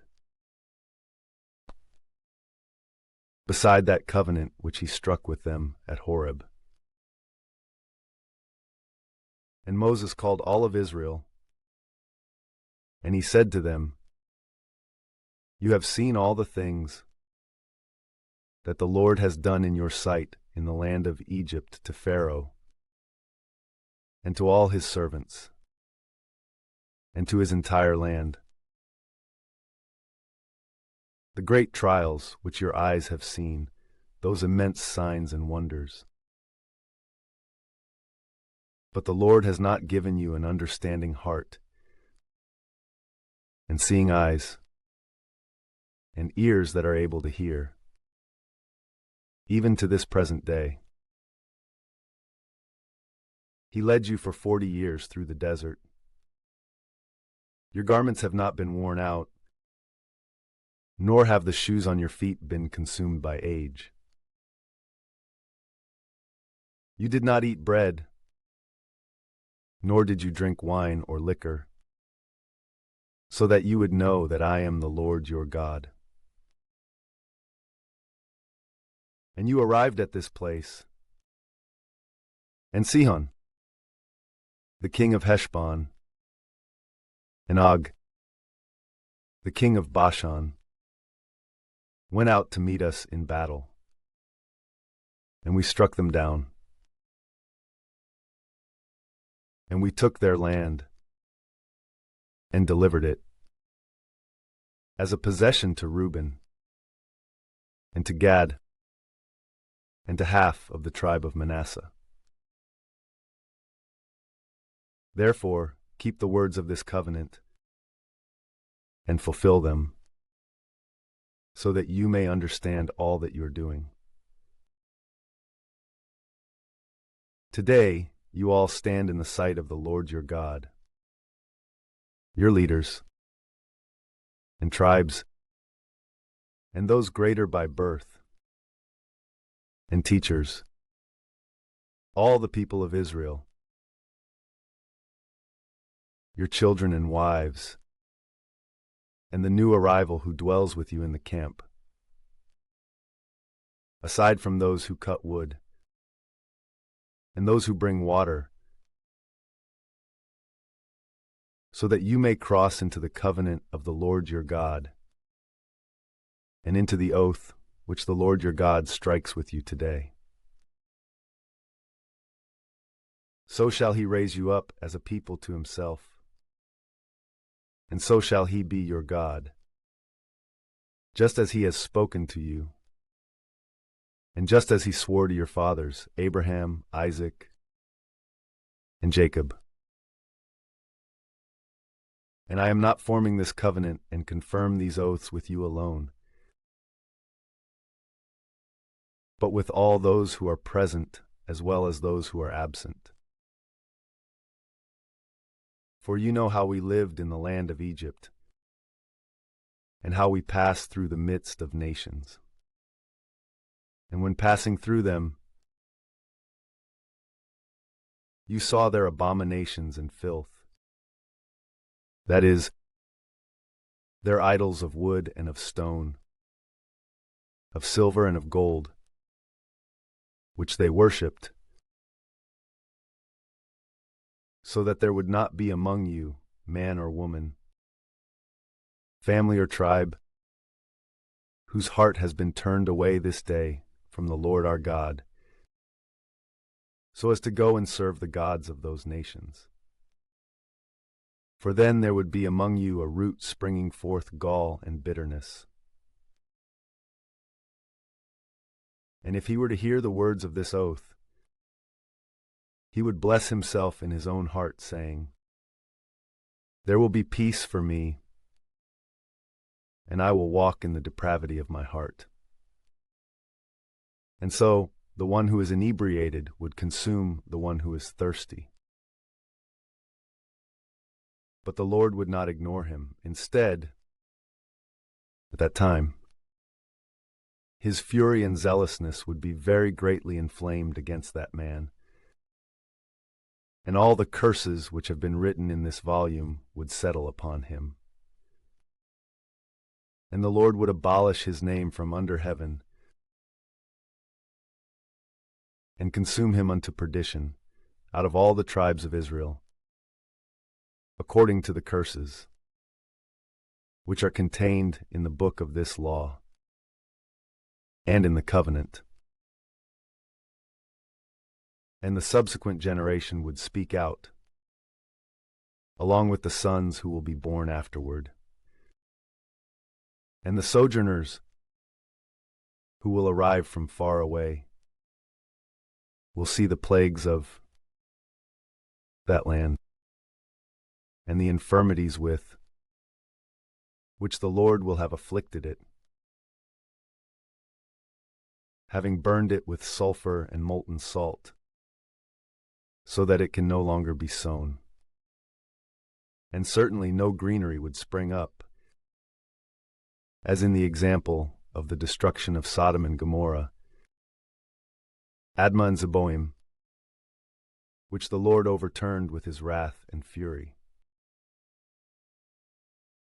And so, all the nations would say, "Why has the Lord acted this way toward this land? What is this immense wrath of his fury?" And they will respond, "Because they abandoned the covenant of the Lord, which he formed with their fathers when he led them away from the land of Egypt. And they have served foreign gods and adored them, though they did not know them, and though they had not been allotted to them. For this reason, the fury of the Lord was enraged against this land, so as to lead over it all the curses which have been written in this volume. And he has cast them out of their own land, with anger and fury, and with a very great indignation. And he has thrown them into a strange land, just as has been proven this day. These hidden things of the Lord our God have been revealed to us, and to our sons in perpetuity, so that we may accomplish all the words of this law.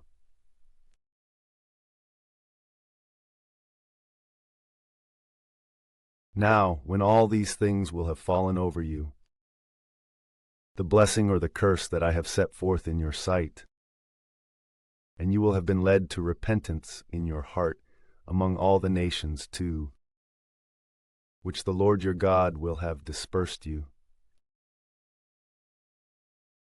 And when you will have returned to him, so as to obey his commandments, just as I have instructed you this day, with your sons, with your whole heart, and with your whole soul, then the Lord your God will lead you away from your captivity, and he will take pity on you, and he will gather you again from all the nations to which he had dispersed you before. Even if you will have been scattered as far as the poles of the heavens, the Lord your God will retrieve you from there. And he will take you up and lead you into the land which your fathers had possessed, and you shall obtain it. And in blessing you, he will make you greater in number than your fathers ever were. The Lord your God will circumcise your heart and the heart of your offspring, so that you may love the Lord your God with your entire heart and with your entire soul, so that you may be able to live. And he will turn all these curses upon your enemies and upon those who hate and persecute you. But you shall return, and you shall listen to the voice of the Lord your God, and you shall carry out all the commandments which I am entrusting to you this day. And the Lord your God will cause you to abound in all the works of depth, your hands, in the progeny of your womb, and in the fruit of your cattle, in the fertility of your land, and with an abundance of all things. For the Lord will return so that he may rejoice over you in all good things, just as he rejoiced in your fathers. But only if you will listen to the voice of the Lord your God, and keep his precepts and ceremonies, which have been written in this law. And only if you return to the Lord your God with all your heart and with all your soul. This commandment, which I entrust to you today, is not high above you, nor has it been placed far away. Nor is it in heaven, so that you would be able to say, which of us can ascend to heaven, so as to carry it back to us, and so that we may hear it and fulfill it indeed. Nor is it beyond the sea, so that you would excuse yourself by saying, which of us is able to cross the sea, and to carry it back to us, so that we may be able to hear and to do what has been instructed. Instead, the word is near to you, in your mouth and in your heart, so that you may do it. Consider what I have set forth in your sight this day, life and good, or on the opposite side, death and evil, so that you may love the Lord your God, and walk in his ways, and keep his commandments and ceremonies and judgments, and so that you may live, and he may multiply you and bless you in the land, which you shall enter in order to possess. But if your heart will have been turned aside, so that you are not willing to listen, and having been deceived by error, you adore strange gods and serve them, then I predict to you this day that you will perish, and you will remain for only a short time in the land, for which you shall cross the Jordan, and which you shall enter in order to possess. I call heaven and earth as witnesses this day, that I have set before you life and death, blessing and curse. Therefore, choose life, so that both you and your offspring may live, and so that you may love the Lord your God, and obey his voice, and cling to him. For he is your life, and the length of your days.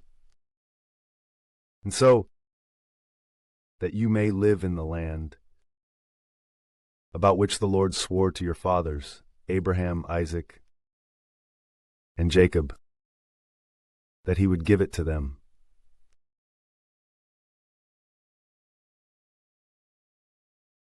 And so Moses went out, and he spoke all these words to all of Israel. And he said to them, today I am 120 years old. I am no longer able to go out and return, especially since the Lord has also said to me, you shall not cross this Jordan. Therefore the Lord your God will go across before you. He himself will abolish all these nations in your sight, and you shall possess them. And this man Joshua shall go across before you, just as the Lord has spoken. And the Lord will do to them just as he did to Sihon and Og, the kings of the Amorites, and to their land, and he will wipe them away. Therefore, when the Lord will have delivered these to you also, you shall act similarly toward them, just as I have instructed you. Act manfully and be strengthened. Do not be afraid, and do not dread at the sight of them. For the Lord your God himself is your commander, and he will neither dismiss nor abandon you. And Moses called Joshua, and before all of Israel, he said to him, Be strong and valiant, for you shall lead this people into the land, which the Lord swore that he would give to their fathers, and you shall divide it by lot. And the Lord, who is your commander, will himself be with you. He will neither renounce nor abandon you. Do not be afraid and do not dread. And so Moses wrote this law, and he handed it to the priests, the sons of Levi, who carried the ark of the covenant of the Lord, and to all the elders of Israel. And he instructed them, saying, After 7 years, in the year of remission, at the solemnity of the Feast of Tabernacles, when all of Israel has convened in order to appear in the sight of the Lord your God, in the place which the Lord will choose, you shall read the words of this law before all of Israel in their hearing. And when the people have gathered together, men as well as women and little children, and the new arrivals who are within your gates, they shall listen so that they may learn, and may fear the Lord your God, and may keep and fulfill all the words of this law. And also so that their sons, who are now ignorant, may be able to listen, and may fear the Lord their God all the days that they live in the land to which you will travel, crossing the Jordan in order to obtain it. And the Lord said to Moses, Behold, the days of your death draw near. Call Joshua, and stand in the tabernacle of the testimony, so that I may instruct him. Therefore Moses and Joshua went and stood in the tabernacle of the testimony. And the Lord appeared there in a pillar of cloud, which stood at the entrance of the tabernacle. And the Lord said to Moses, Behold, you shall sleep with your fathers, and this people will rise up and will fornicate after foreign gods in the land which they will enter, so that they may live in it. In that place they will forsake me, and they will make void the covenant that I have formed with them. And my fury will be enraged against them in that day. And I will abandon them, and I will hide my face from them, and they shall be devoured. Every evil and affliction will find them, so much so that they will say in that day, Truly, it is because God is not with me that these evils have found me. But I will hide myself, and I will conceal my face in that day, because of all the evils that they have done, because they have followed strange gods. And so, write this canticle now, and teach it to the sons of Israel, so that they may retain it in memory, and may chant it by mouth, and so that this verse may be a testimony to me among the sons of Israel. For I will lead them into the land about which I swore to their fathers, a land flowing with milk and honey. And when they have eaten and have been satiated and fattened, They will turn aside to foreign gods, and they will serve them. And they will disparage me, and they will nullify my covenant. And after many evils and afflictions have overwhelmed them, this canticle will answer them as a testimony. It shall never pass into oblivion, away from the mouths of their offspring. For I know their thoughts and what they are about to do today, even before I lead them into the land which I have promised to them. Therefore Moses wrote the canticle, and he taught it to the sons of Israel. And the Lord instructed Joshua, the son of Nun, and he said, Be strong and valiant, for you shall lead the sons of Israel into the land which I have promised, and I will be with you. Therefore, after Moses had written the words of this law in a volume, and had finished it, he instructed the Levites who carried the ark of the covenant of the Lord, saying, Take this book and place it inside the ark of the covenant of the Lord your God, so that it may be there as a testimony against you. For I know your contentiousness and your very stiff neck. Even while I am still living and entering with you, you have always acted with contention against the Lord. How much more so when I will be dead? Gather to me all those greater by birth throughout your tribes, as well as your teachers, and I will speak these words in their hearing, and I will call heaven and earth as witnesses against them. For I know that, after my death, you will act with iniquity, and you will quickly depart from the way that I have instructed to you. And so, evils will meet you in the end time, when you will have done evil in the sight of the Lord, so as to provoke him through the works of your hands.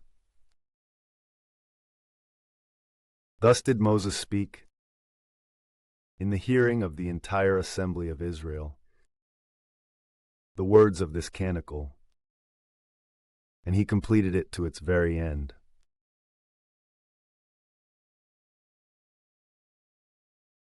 Listen, O heavens, to what I am saying. Let the earth hear the words of my mouth. Let my doctrine accumulate like the rain. Let my eloquence form like the dew, like a mist upon the plants, and like water droplets upon the grass. For I will invoke the name of the Lord, acknowledge the magnificence of our God. The works of God are perfect, and all his ways are judgments. God is faithful and without any iniquity. He is just and upright.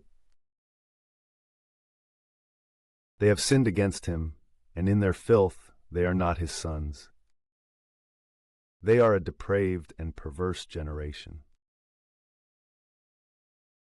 How can this be the return you would offer to the Lord, O foolish and senseless people? Is he himself not your father, who has possessed you, and made you, and created you?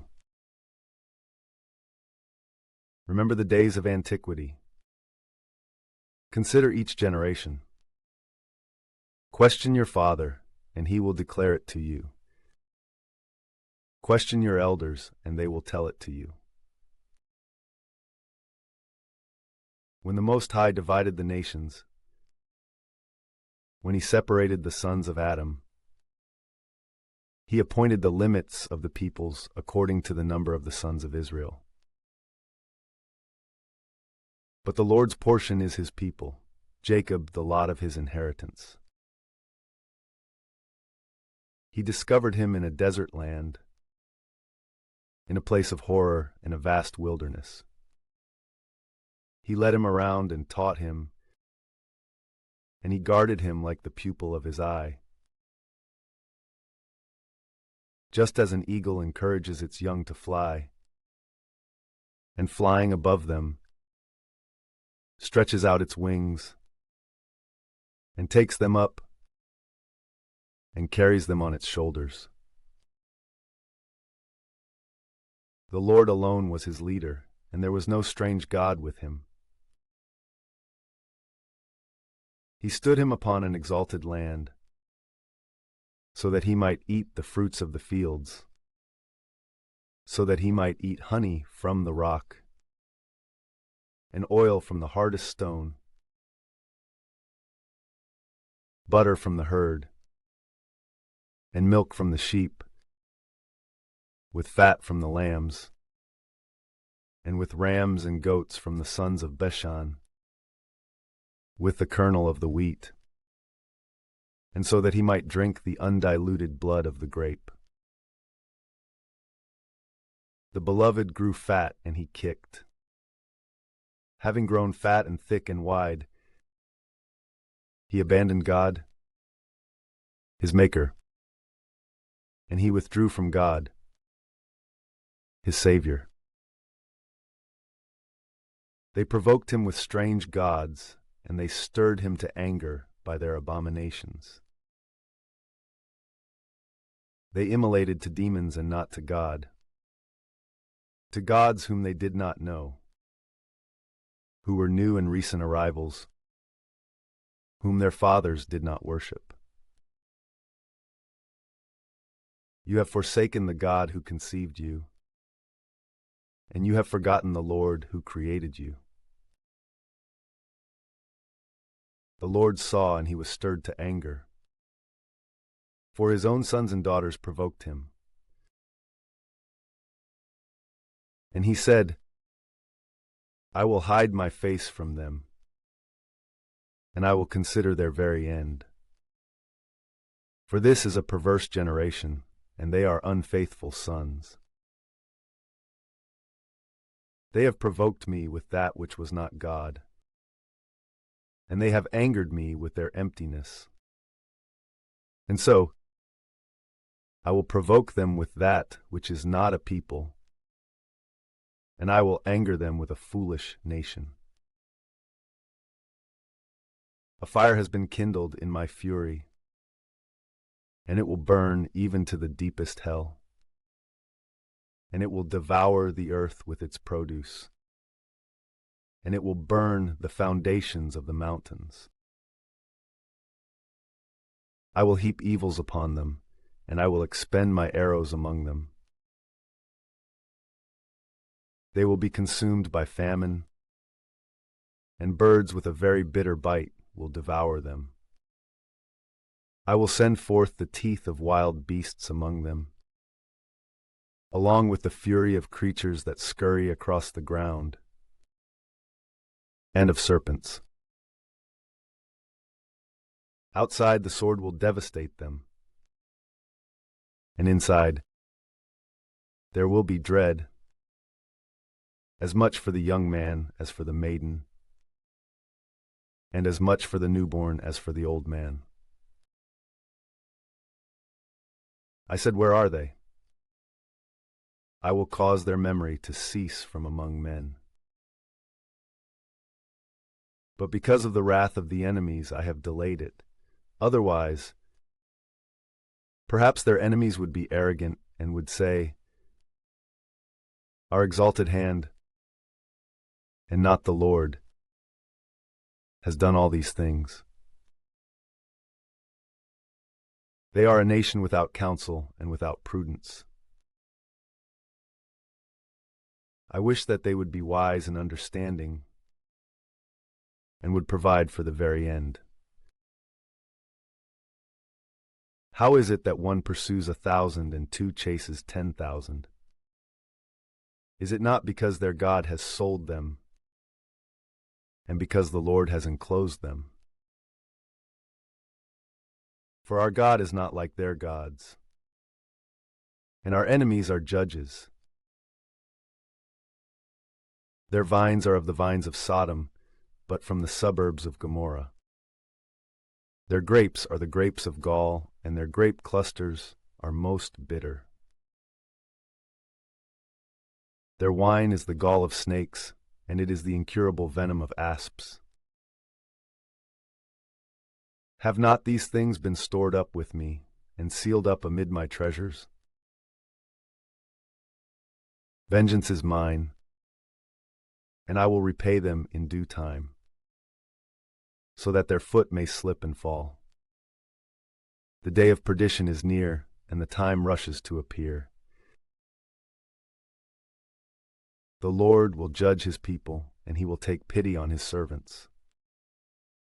He will see that their hand has been weakened, and that those who have been enclosed have likewise failed, and that those who have been left behind have been consumed. And he shall say, where are their gods in whom they had confidence?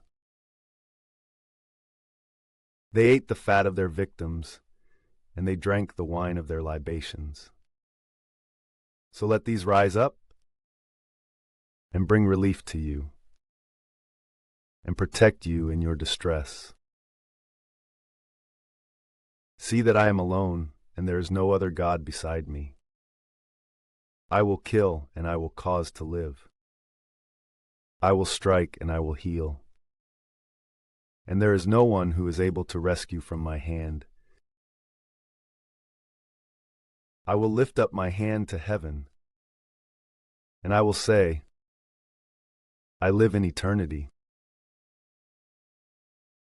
When I sharpen my sword like lightning, and my hand takes hold of judgment, then I will render vengeance to my enemies, and I will repay those who hate me.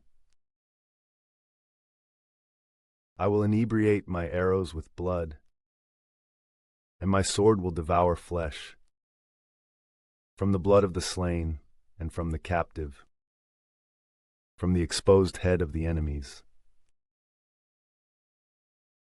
You nations, praise his people, for he will avenge the blood of his servants, and he will distribute vengeance to their enemies. And he will be merciful to the land of his people. Therefore Moses went and spoke all the words of this canticle to the ears of the people, both he and Joshua, the son of Nun. And he completed all these words, speaking to all of Israel. And he said to them, set your hearts upon all the words which I am testifying to you this day. So shall you command your sons to keep and to do and to fulfill all the things that have been written in this law. For these things have not been entrusted to you to no purpose, but so that each one would live by them. And so that, in doing these, you may continue for a long time in the land, which you will enter upon crossing the Jordan in order to possess it. And the Lord spoke to Moses on the same day, saying, ascend this mountain Abarim, that is, of crossings onto Mount Nebo, which is in the land of Moab, opposite Jericho, and look upon the land of Canaan, which I will deliver to the sons of Israel to obtain it. And you shall die upon the mountain. After climbing it, you will be joined to your people, just as your brother Aaron died on Mount Hor, and was placed with his people. For you trespassed against me in the midst of the sons of Israel, at the waters of contradiction, in Kadesh, in the desert of sin. and you did not sanctify me among the sons of Israel. You shall see the land opposite you, which I will give to the sons of Israel, but you shall not enter into it.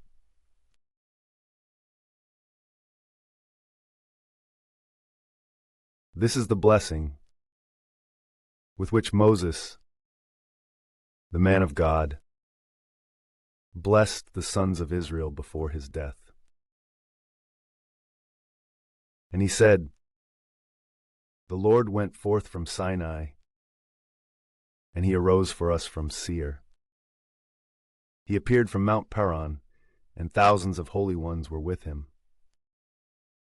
The fiery law was in his right hand. He loved the people, all the holy ones are in his hand. And those who approach his feet shall receive from his doctrine." Moses instructed us in the law, the inheritance of the multitude of Jacob. The king shall have great righteousness at the gathering of the princes of the people with the tribes of Israel. Let Reuben live and not die, and may he be small in number. This is the blessing of Judah. Hear, O Lord, the voice of Judah, and lead him to his people. His hands shall fight for him, and he shall be his helper against his adversaries. Likewise to Levi he said, "Your perfection and your doctrine are for your holy man, whom you have proven by temptation, and whom you have judged at the waters of contradiction." He has said to his father and to his mother, "I do not know you," and to his brothers, "I will disregard you." And they have not known their own sons. Such as these have kept your word and have observed your covenant. Your judgments, O Jacob, and your law, O Israel. They shall place incense before your fury and a holocaust upon your altar. O Lord, bless his strength and receive the works of his hands. Strike the backs of his enemies, and do not let those who hate him rise up. And to Benjamin he said, "The most beloved of the Lord will live confidently in him. He shall remain all day long, as if in a bridal chamber, and he shall rest amid her arms."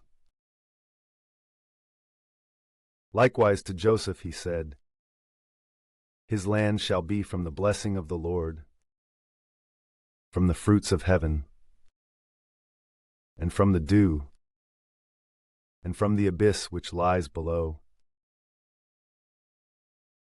from the fruits of the crops under the sun and the moon,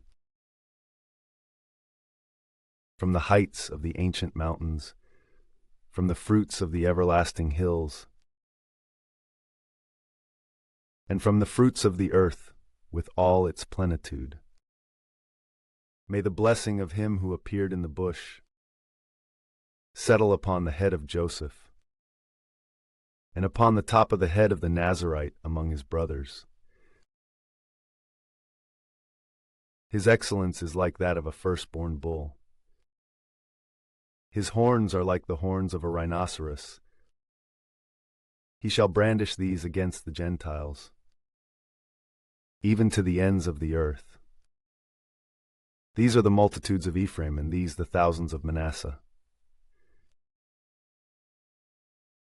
And to Zebulun he said, "Rejoice, O Zebulun, in your departure, and Issachar, in your tabernacles.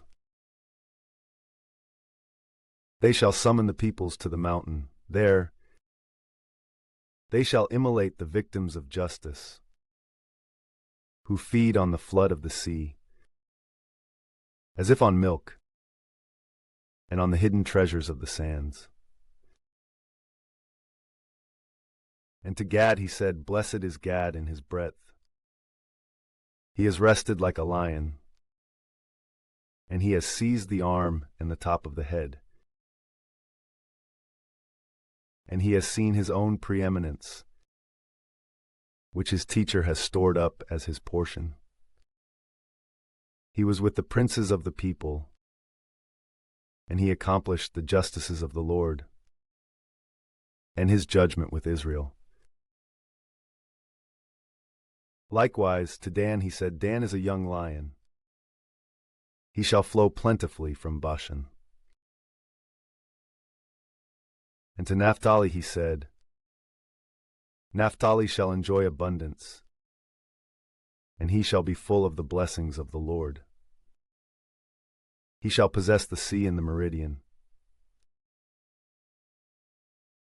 Likewise to Asher he said, Let Asher be blessed with sons. Let him be pleasing to his brothers, and let him dip his foot in oil. His shoe shall be of iron and of brass. As were the days of your youth, so also shall be your old age. There is no other God like the God of the Most Righteous One.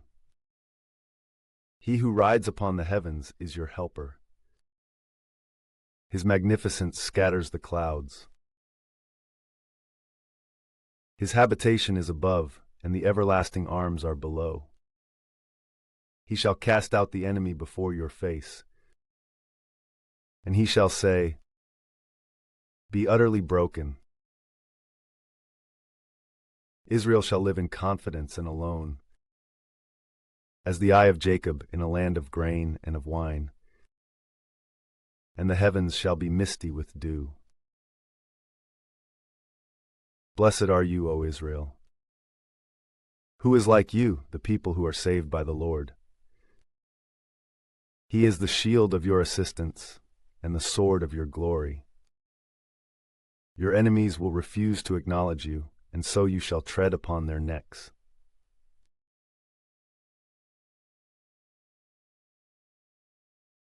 Therefore Moses ascended from the plains of Moab onto Mount Nebo, to the top of Pisgah, opposite Jericho.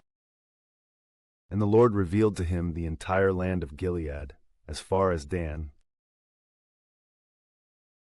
and all of Naphtali, and the land of Ephraim and Manasseh, and the entire land of Judah, even to the furthest sea,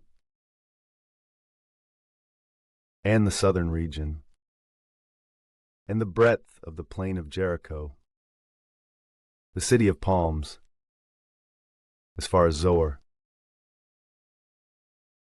And the Lord said to him, This is the land about which I swore to Abraham, Isaac, and Jacob, saying, I will give it to your offspring. You have seen it with your eyes, but you shall not cross over to it. And Moses, the servant of the Lord, died in that place, in the land of Moab, by order of the Lord.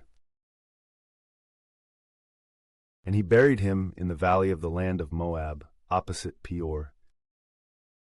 And no man knows where his sepulchre is, even to the present day. Moses was 120 years old when he died. His eye was not dimmed, nor were his teeth displaced. And the sons of Israel wept for him in the plains of Moab for 30 days. And then the days of their wailing, during which they mourned Moses, were completed. Truly Joshua, the son of Nun, was filled with the spirit of wisdom, for Moses had laid his hands upon him. And the sons of Israel were obedient to him, and they did as the Lord instructed Moses. And no other prophet rose up in Israel like Moses, one whom the Lord knew face to face,